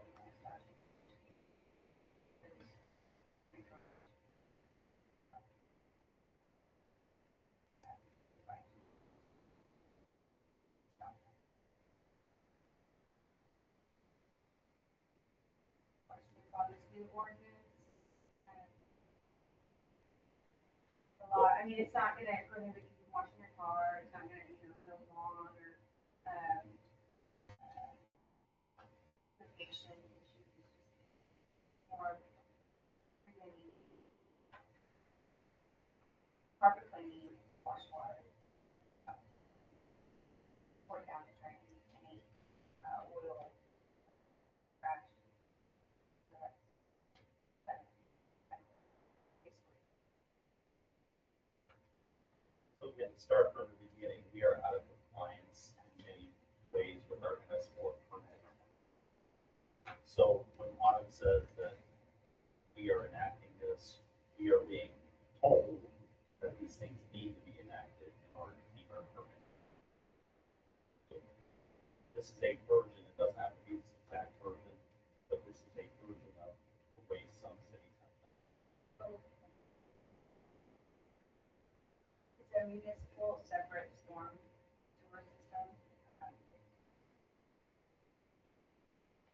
It gives you the right as a city, to dump your stormwater.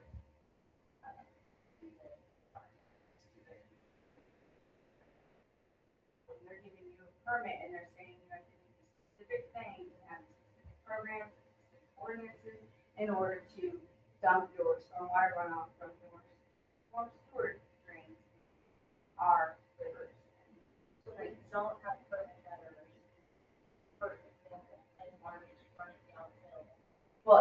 it doesn't have to be a pipe, it can be any type of instant water that, as long as you can raise the stream or tunnel that's still, and open pitch is still considered.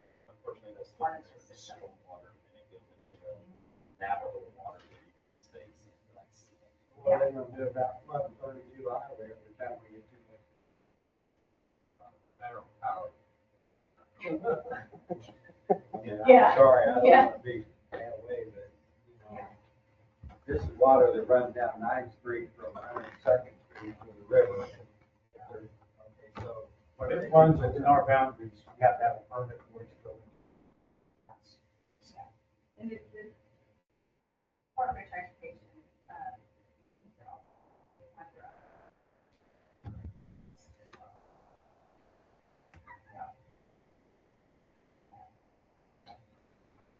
Well, we gotta do what we gotta do.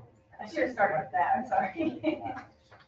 I just want to say, nothing that we are presenting tonight should imply that we are gung ho about this, but we are gung ho about making sure that we keep our permit and are able to do things. And as Jerry said, you know, federal power flows one way. These are the requirements say that goes on cities across Kansas. And that's to abide by them. We're not compliant, so, and 25 with the best, what do we have? I think she's presenting now.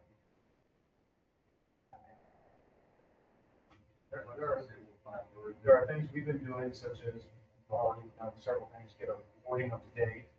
We've been working over the last 6 months or so to get that. Reports up to date, do the testing, that sort of thing. All these kinds of things related to water running off our streets and land into the river. Okay, so you have to have this permit. The permit requires certain things, statutory, we have to apparently adopt these prohibitions and or allowances, because it does say you can wash your car and do certain things. But you can't dump chemicals into the storm drain and it runs to the river. That's, it's really simplified, and it's simplified from all of this material. So this is gonna be daunting. Yeah, so one process. That- Here. And then. I agree. But the direction he's going is, let's have a. Here the overview tonight, I probably will have questions just in terms of, this is what one way cities have done it. Some of this stuff may be absolutely necessary, and some of it's more of a judgment call, and if there's kind of a direction the city wants to go, or balancing compliance with federal regulations and making sure your citizens know what they can and can't do. I noticed on the sediment, for example, one question probably follow up with consultant and staff on this. How do we determine what is harmful, a harmful level of drug, a harmful quantity of sediment still occurs over time? And so that may be a recommendation to some cities have done that, but we're not quite comfortable with the ability of that assessment. So it's helpful to have, at least in this first slide, helpful to have, this is all new law. So when you read, this is stormwater pollution prevention.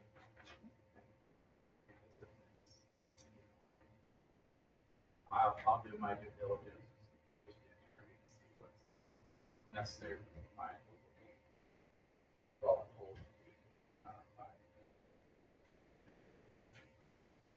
permitting. Some discretion. That works. Yeah, I don't want to do more than what is asked, but I did, I did add that excessive sediment. Ryan, I don't know what to do. We could, and that's And my so- job too, is to wordsmith that to get Yeah. to where it's, citizens know exactly. By standard operating procedure. And city council may decide what's not regulated. Not necessary and follow on.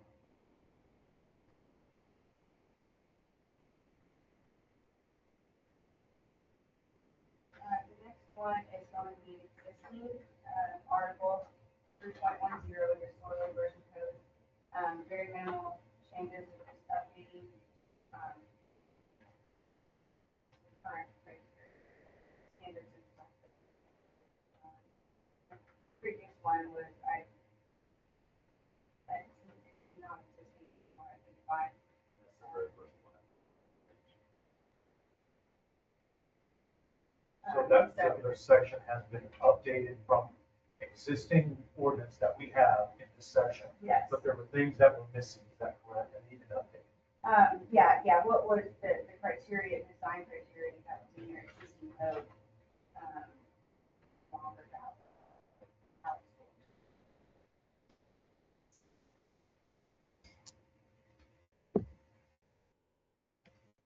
So we're, asking you to update to the metro-wide standards, it's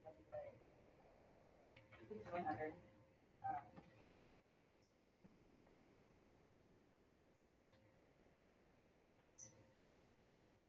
Another question. It may help the council have red line,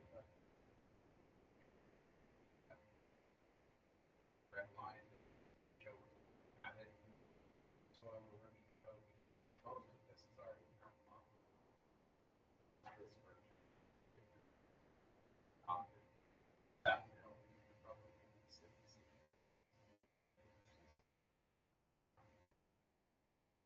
I've got that. Yeah, you have the traction.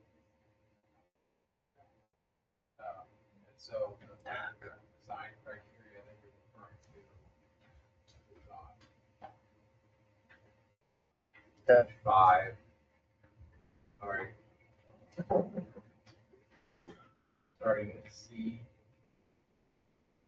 And then 5100 is what you're referring to. So that's all new language right through. So I think as you digest it after the overview tonight, that helps. Yeah. Yeah, versus a Word document posted tonight. If we could just snapshot the red. Okay, yeah, I was. No, it's I would have fine. given you two, but yeah, I didn't. I had, but I'm just saying that it sounds like it's for adopting.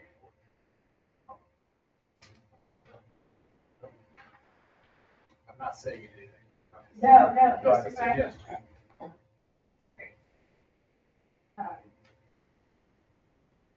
So that was the main change of that article 1. Article 3.11 is the existing stormwater runoff code. Two major calls, this one. One would be updating the standards and design criteria for your storm for design from 1980. Criteria, AWA.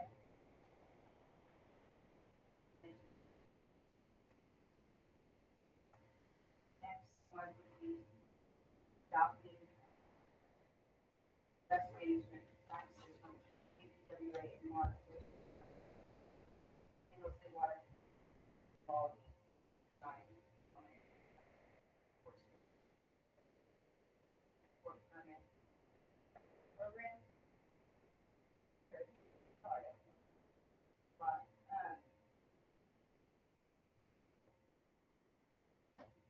post-construction program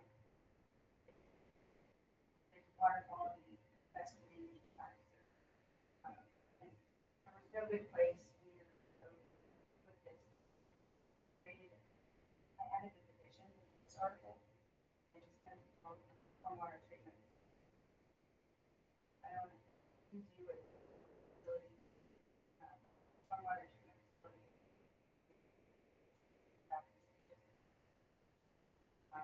From water runoff that's collected before site. And so any development over an acre is required to incorporate some kind of water quality design. Stormwater treatment facility using the manual. Yes. new or redevelopment, we have in here, essentially, it's like agriculture. And they, the little residential lot, that's, there's a lot. Added, applied, if it's redevelopment and it's less than 5,000 square foot, impervious area, you don't have to look into meeting that. Area. I'm sorry, Division 5. That's all good. Yes, yeah. That is all And new. under applicability of standard exceptions.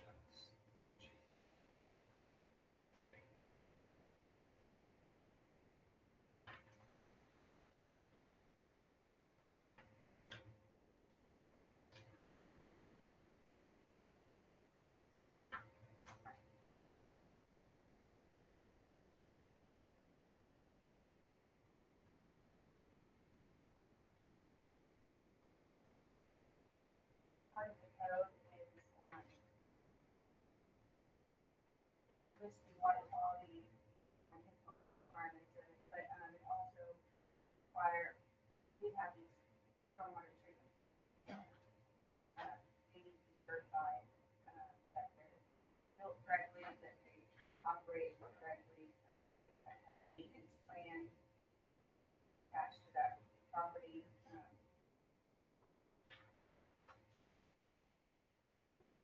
For the municipal permit, they want the cities to enforce, or require the cities to enforce annual inspection of those water treatment, stormwater treatment facilities. So that would, that's in there as well, the requirements for the.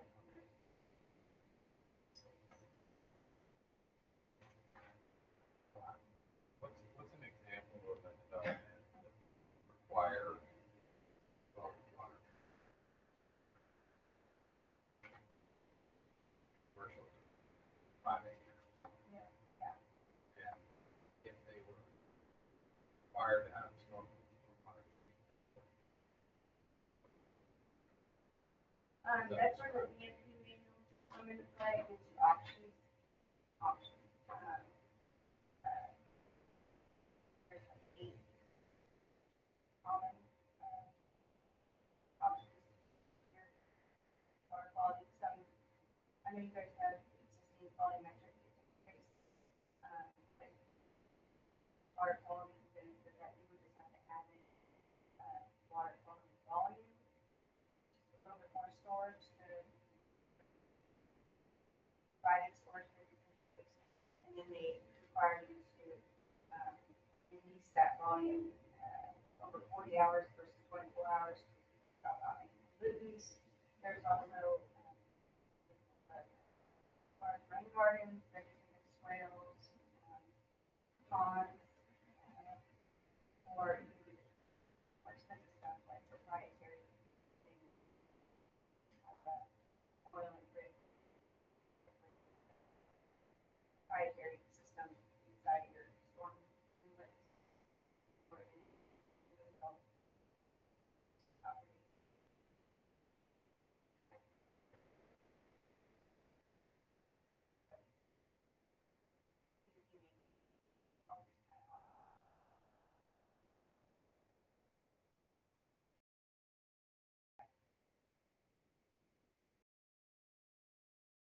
There's no developers, that have ordinances that I'm familiar.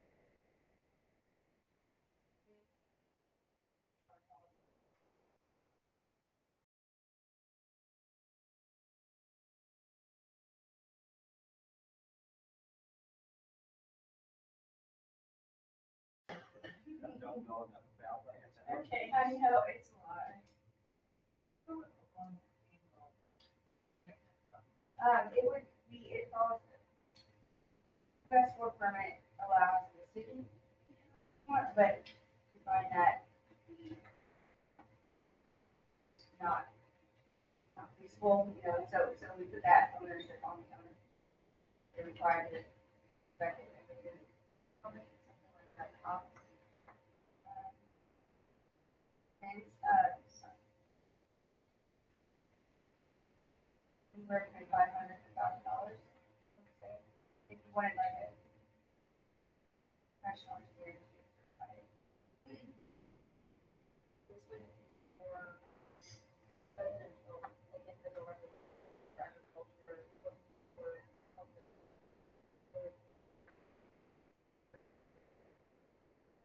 Yes, or like a subdivision, like that.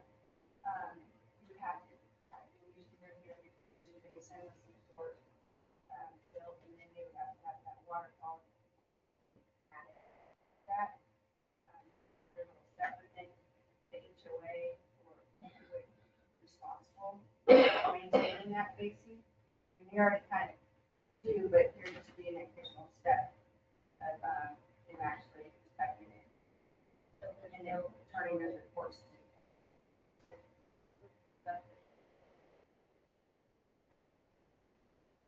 Typically, I've seen that be part of it, particularly like subdivision, I've seen that be part of it. That city, where you say responsible for the pumps. That's the city has to do with whatever. Yeah. It would be reported with the land, so that way. That's because of there's a stormwater treatment facility maintenance agreement, and they're valid. So the city, and it goes on to talk about that it covers maintenance responsibilities, the city's rights, and if they fail to do what they need to do, then it's over. I suggest that. You build a big 300 unit subdivision, you're required to design all of this and get into the mutual agreement with the city about how you're going to maintain it. We're responsible for any flow that comes off of that, so therefore we can control it on the property. So that's the purpose of it.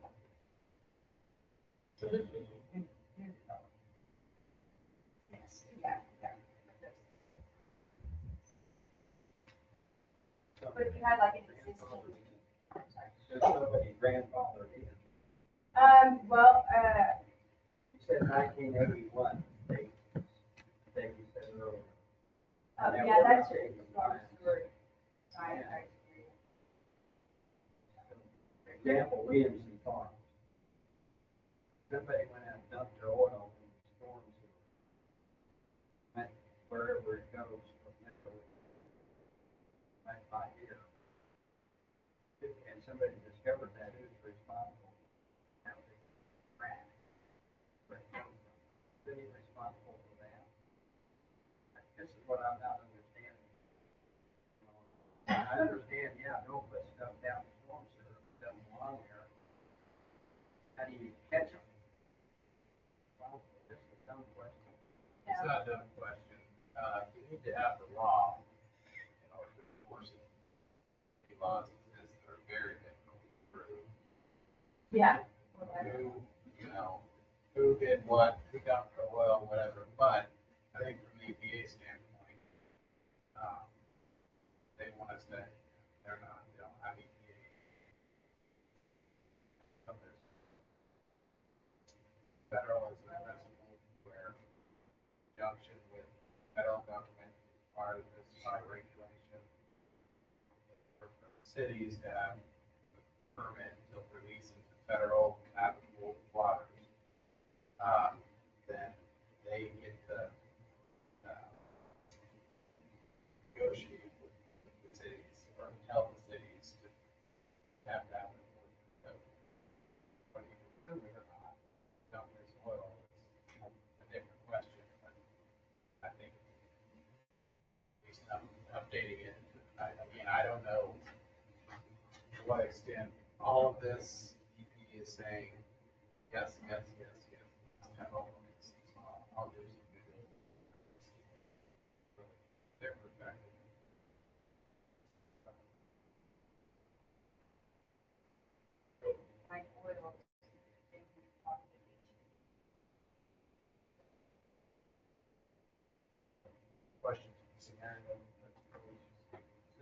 you have somebody who dumped it, could we find out? We can enforce it if we can find money, but as what happens if there is a spill, purposeful or accidental, what are our responsibilities?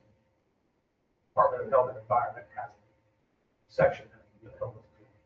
So yeah, simplify, what you're doing, you're reviewing this whole package. Yeah. You're making the changes that we need to approve by ordinance. That is- Well, that's already, I mean, Autumn, she's done the lion's share of this. That's what she does for a living. Update, work with EPA. I want to have a few conversations with that, especially since it probably, I mean, probably good from the council at some point to say,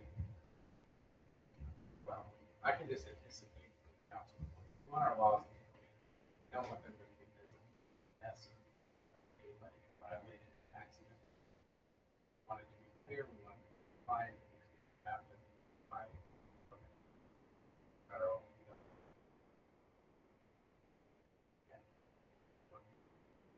Had this for years, but now we've got. I'll try to do something.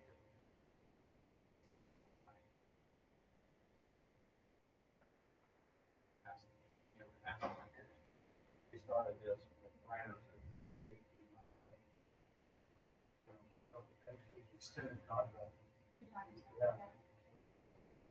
But most of that work before this had been Yeah, there was not ordinance updates. getting prevent.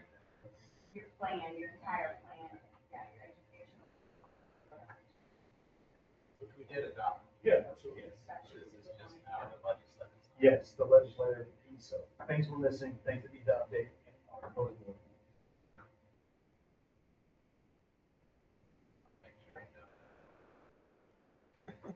Yeah.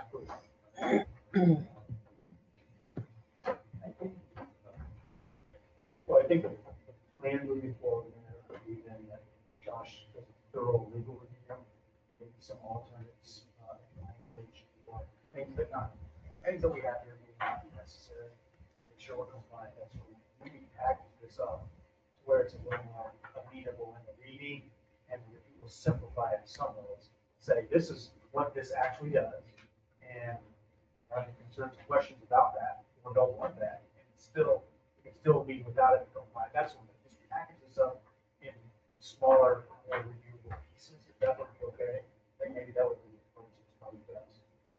Another question I had was, have there been other client cities, counties, and campuses that have been through this process?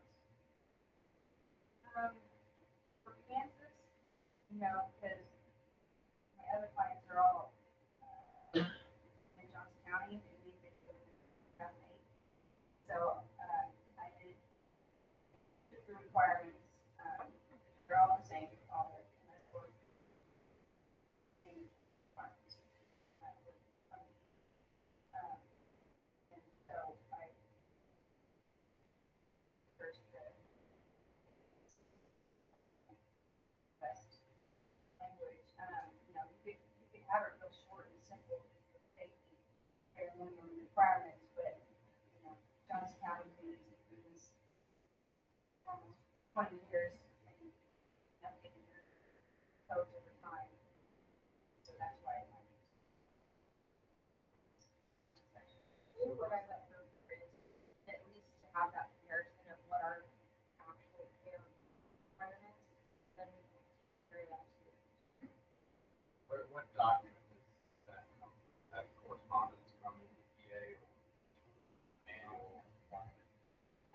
Like when they say you must have a convention or enforcement ordinance, Yeah. like where does that?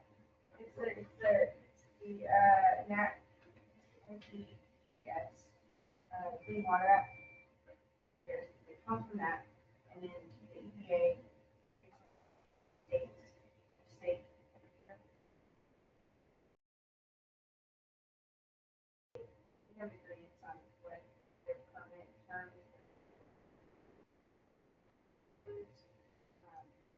That So ADHD, then says, okay, we'll do your work.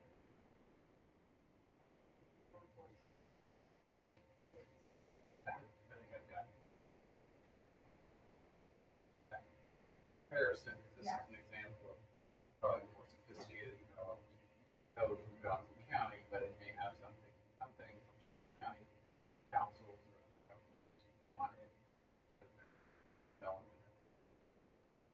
Or learn. Yeah.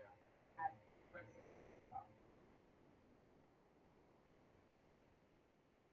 But the bare minimum would be, requiring you to treat a certain amount of volume of runoff. Please, on sites and then for those. Facilities.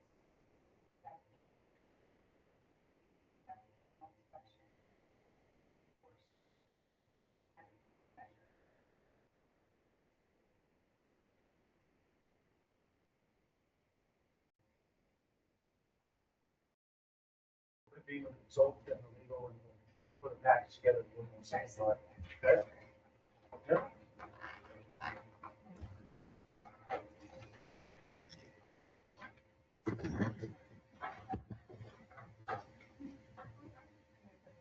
Oh, you can leave it. Thank you. Thank you very much. Appreciate it. Okay, item number 9. Staff presentation and council discussion regarding the city's 2027 budget. Before we start, we want to move the Gen Cafe. Oh, yeah. Sure. What's our own policy? Mr. Dover, how long do you think for item number? So it depends on how much discussion.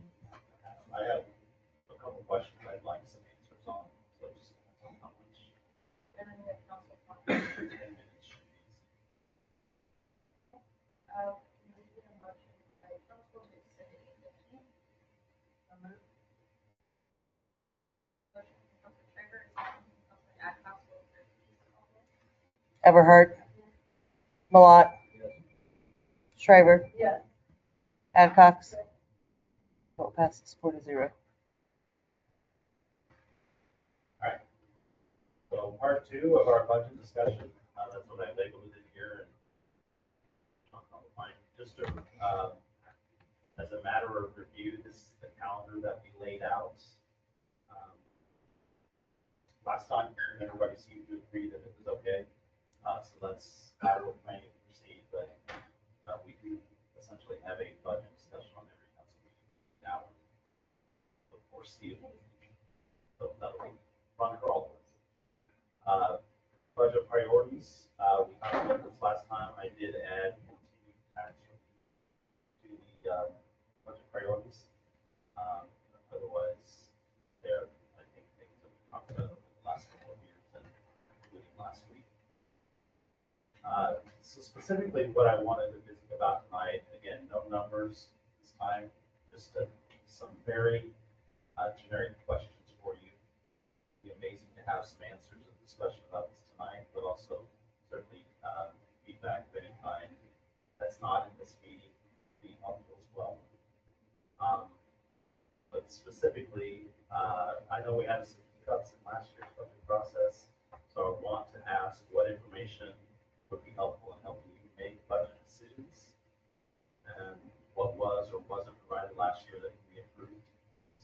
Questions you thought. What information would you like to see in upcoming meetings? For example, our June 8th meeting does call for an initial general fund discussion. So what information would you like to see related to that? And then talking about the revenue control rate. Maybe just to cut right to the chase, is it the intent, at least initially, from the governing body to adopt a revenue control rate? Certainly, we can always present options, but if your intent is to go that direction, that will save you some heartache, save us a lot of work, putting together different scenarios, that's the intent, then we certainly love to do that sooner rather than later. Understanding, of course, that we don't have any numbers associated with that until it's a little hard. So to say philosophically is that maybe the intent.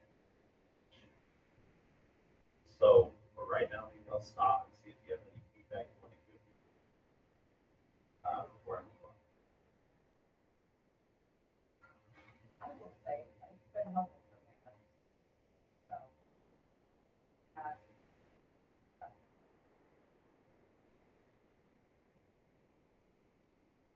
lowering it,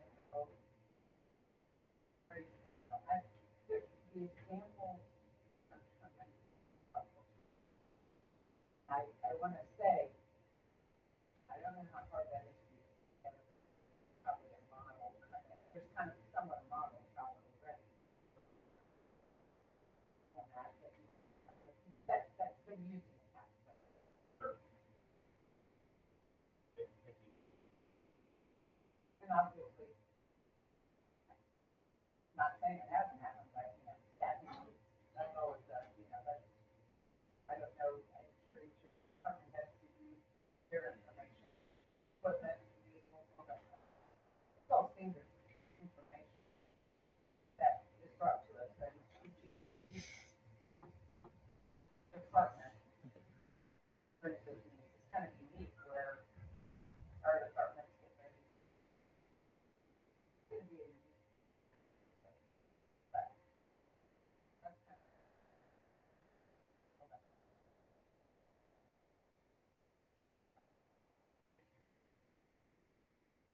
Like to see comparisons on, just the general information on how much the industrial park is compared to,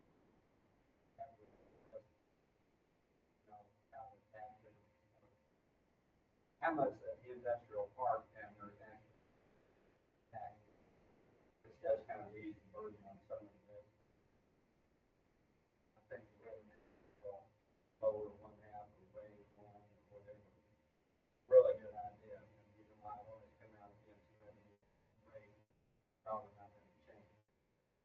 I think we're getting to the point now where we really cautious about what we do with our building as far as trying to lower it, not able to. You see some of the taxes that are out there. I think that we need council and the city really informed of these decisions are.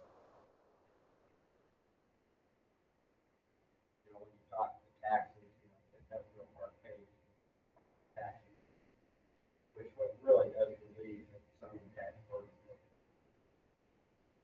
Just so deliver fast. I think in the past, we've seen a dollar bill as a visual, and we showed, I think the number there for quite a while was 61 cents per dollar. Is that really what you'd like to see a visual? I would. And it's may change. And even kind of a comparison of what the unified government is doing with their money as far as Edwardsville, Monroe, and Casey Taylor is concerned. Because I think sometimes Edwardsville is, yes, I will say that out. But an awful lot of stuff. Area of the unified government.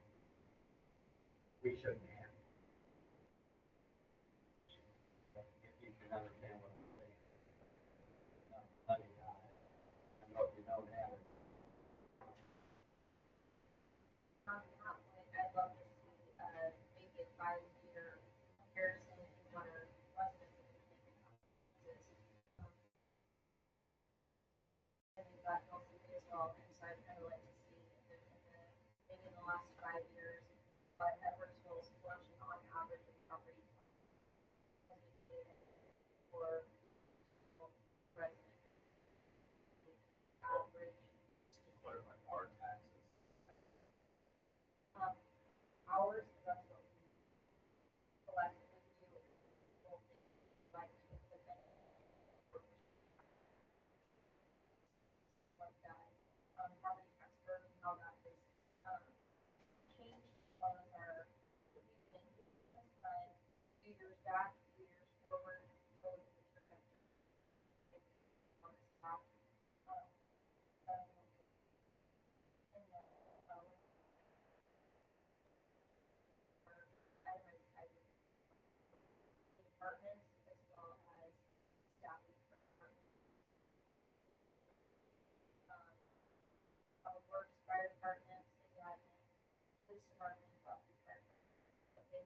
budget, staffing position. Kind of more of a breakdown of how this pretty broad breakdown right now.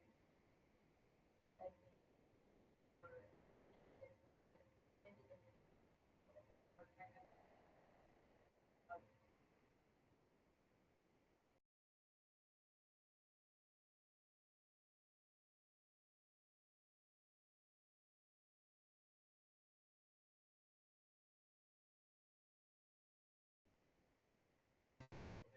That's very helpful. That'll help guys work on it.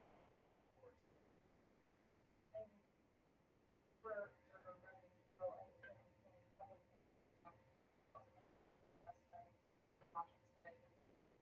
having that information.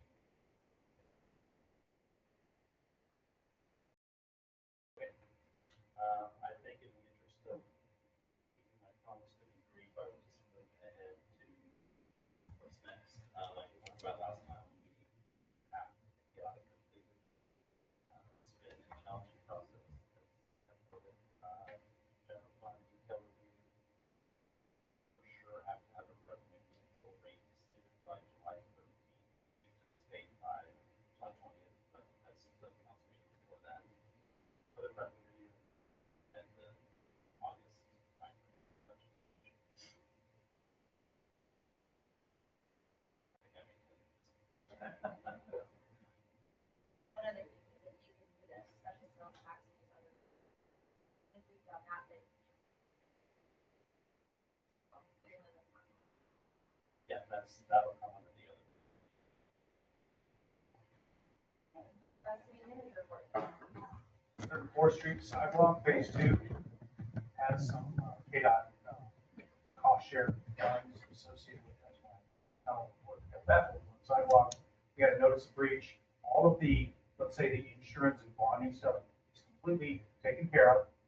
There's an agreement to pay the difference for a different bidder, and who we have is via Anderson is immediately mobile. That's the key here. We're up against the time frames. So the city has agreed then with their cost, they have agreed. VF Anderson has agreed to a cost that was in the bid package anyway. So they've agreed they're going to do it for that particular amount of money. Any difference that's owed is owed by, for lack of a better term, the insurance company. So the sidewalk will progress very quickly, very soon. As you haven't been over to Richland and 106, they're really moving along the point of that sidewalk. So the timing is absolutely perfect. They're already doing the sidewalk. They're just going to move right over here on 104th Street Metropolitan and get started. So it took a little time to work all of that out because attorneys and insurance, no offense to those brothers. But essentially we worked through it. Josh assisted in that as well. And we have a good bid. We have a good company we know work well with them. They did a really good job so far over in Richland Avenue. So they're just going to take their equipment and move somewhere around the corner and get started. So that was a really good outcome. That's the update there. We should have a sidewalk in the next 6 months or less. That's, I think that's it.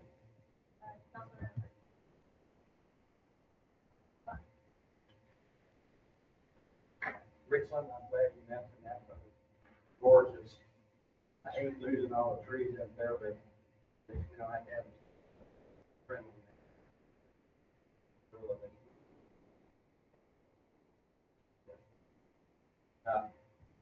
I've been a complainer all night. The progress on the fire station looks like it sounds like it's doing very well. My complaint is with the construction company by chance able to clean up that site, make it look like some progress being made instead of having weeds up 6 feet tall, piles of concrete out. I think our residents driving by there should be able to see that progress. You know, instead of seeing all that trouble. I think that ought to be part of the project. As you're moving along. I mean, today I spoke with them and they're taking care of it. Our citizens deserve to see progress.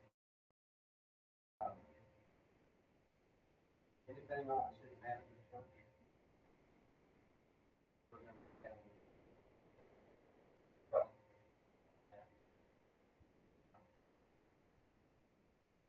any progress on inviting company site to the council meeting? Yes, one responded, Mr. Cummings, I don't have a response from texting and emailing. Did have an email system use problem. There was some sort of security. Some of these didn't get delivered, so I followed up my phone and texted in as well as sent an email. So, but I don't have Mr. Sykes in response. But Mr. Kump is scheduled for the meeting. I appreciate that.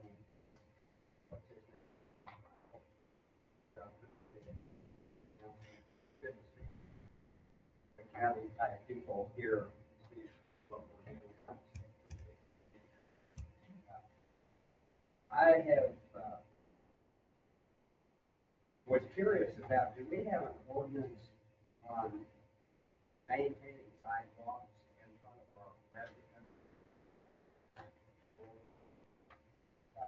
Mowing, where your property is mowing sidewalks. Yes and no. Recall a few years ago, we changed that essentially, I think if it touches the homeowner's property, they have some responsibility, but the snow removal, I think, I'll have to double check, but I believe we removed that provision altogether, that this homeowner is required to then remove snow. But as far as sidewalk is broken and things, most communities would have some sort of program that assists with that. But there is some responsibility. It's on your property, it's your responsibility. But our ordinance did change in the last one. That what it says, the homeowner is responsible. In some cases, yeah, in certain situations, but our most recent sidewalks are all in the city's right of way. So there are facilities we did that. There are certain ones in which they put them either in the middle of the property line or completely on the property, which we don't maintain. I think it's just an awful lot of extra work for limited public work to take care of all the sidewalks. Sometimes what we're going to do about maintaining them, snow removal, mowing and all that kind of stuff. More people on public work that are responsible for. Yeah, are responsible for that right of way mowing, and any other maintenance in the right of way, including snow removal. That's on us. If we own it, meaning the sidewalk. So that's our responsibility. I don't think we have a way to really dump that off, but we do use contractors to then help supplement some of that business. So that does help them relieve the amount of people have who are doing other things as well. Right? So then I think if the question is, does the homeowner have some responsibility? It wouldn't be in the city's right of way. If something really on their property.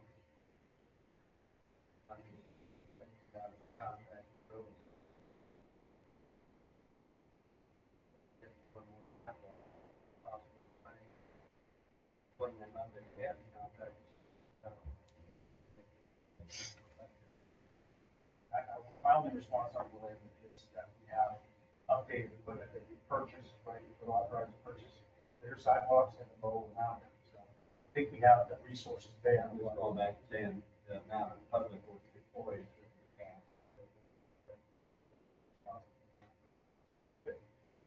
I have several more things. I would like to ask planning commission, what's going on at 10625 Frog Drive?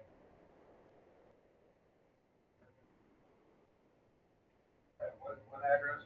Where the bowling alley is, 10625 Frog Drive. We've been here too long because I've been here longer than I have, because I don't remember a bowling.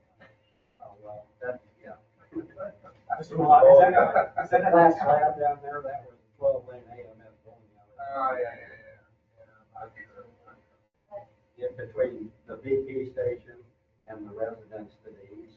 If you're talking between the BB, yeah, I just brought that up with staff, I think the other day, we were talking about it, because we sort of teased Bonner about the landscaping at that one storage lot they have down there where it's just a chain link fence.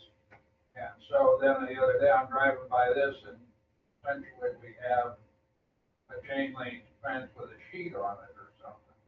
So we've just initiated a conversation about that. I think Doug has been looking into it to see what's going on there. or yes or no. Yeah, the difference there is that they have some kind of a business where they, you know, but it's still, I think, we need something going on there to make that more attractive. I think this is the property that was supposed to be on the planning commission agenda last week.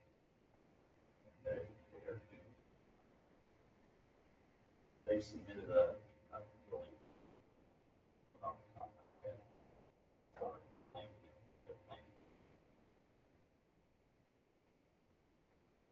There's been countertops, detail, the countertop, back.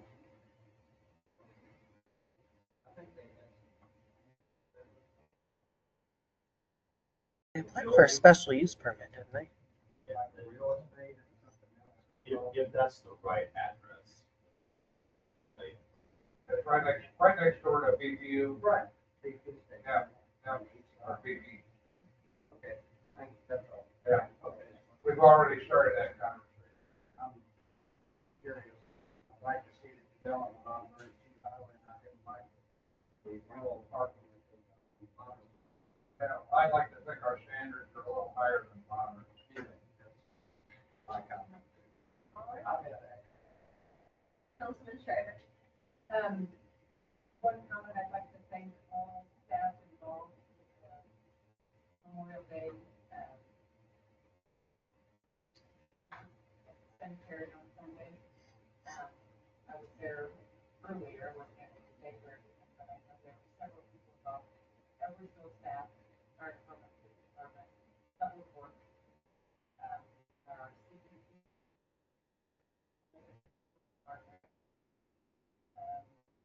Connie Henry, like fighters, beautiful. Any of those staff, I don't know. Anybody that I left out, I certainly apologize. It takes a lot of people. And cemetery is wonderful. Ours was cut, everything was wonderful. So please express the thanks to everybody. Okay. Councilman Aircraft, all right, I'll keep it quick. Hopefully, will staff be looking for the transfer station that was brought up earlier along Wooden. That is on Wood End, towards the, on-the-go station across the street. And they allow by payment, for example, you have an old Thor you want to throw away, drive up there, give them the $15 or whatever their fees are. They tell you where to dump that off. So, I don't know, I originally thought it was in the original building, and farther down to. So I think it's permitted, all of the things are in order. As far as we can tell, we'll investigate it. I would say by zoning it would be appropriate, but we'll look at the overall requirements. They have staff there, they have in the back of that particular building. That may have been the old bus station. I'm thinking of where the back. They're in the back, they have these sections off areas that you can drop a tire, for example, or a whatever door, construction material. It seems fairly small. That building that's falling over. No, that's more, so you just come back to the west. Kind of has a brownish roof on it, I think. Okay. Buses were there. Been a while. The transfer station can be helpful, but we want to make sure, like, if it is a permitting process, but then also make sure it's not garbage and not sort of.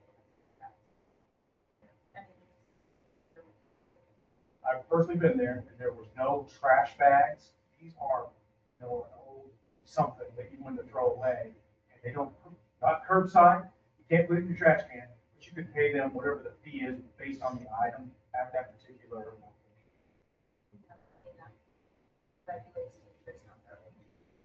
That we'll need to find that out. I think we'll end up, if we don't look at the plan, the transfer station's different, so. Yeah. Maybe staff will just look into that, maybe proceed on, and I think it'd be great. Their bottom, so where you're throwing stuff is a roll off, so they roll those up and take it in. That's the system that they use. But I'll investigate it more.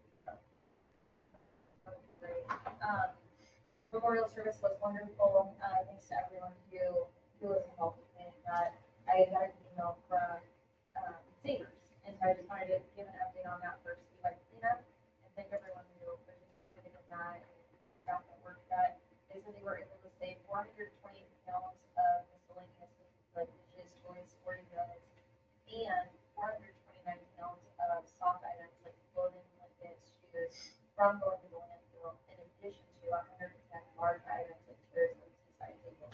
We're very excited how much they were able to save given, and all of that will go to benefit of big brother.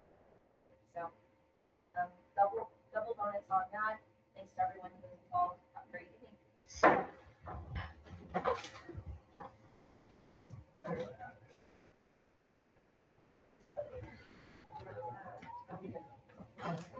Thank you, ma'am.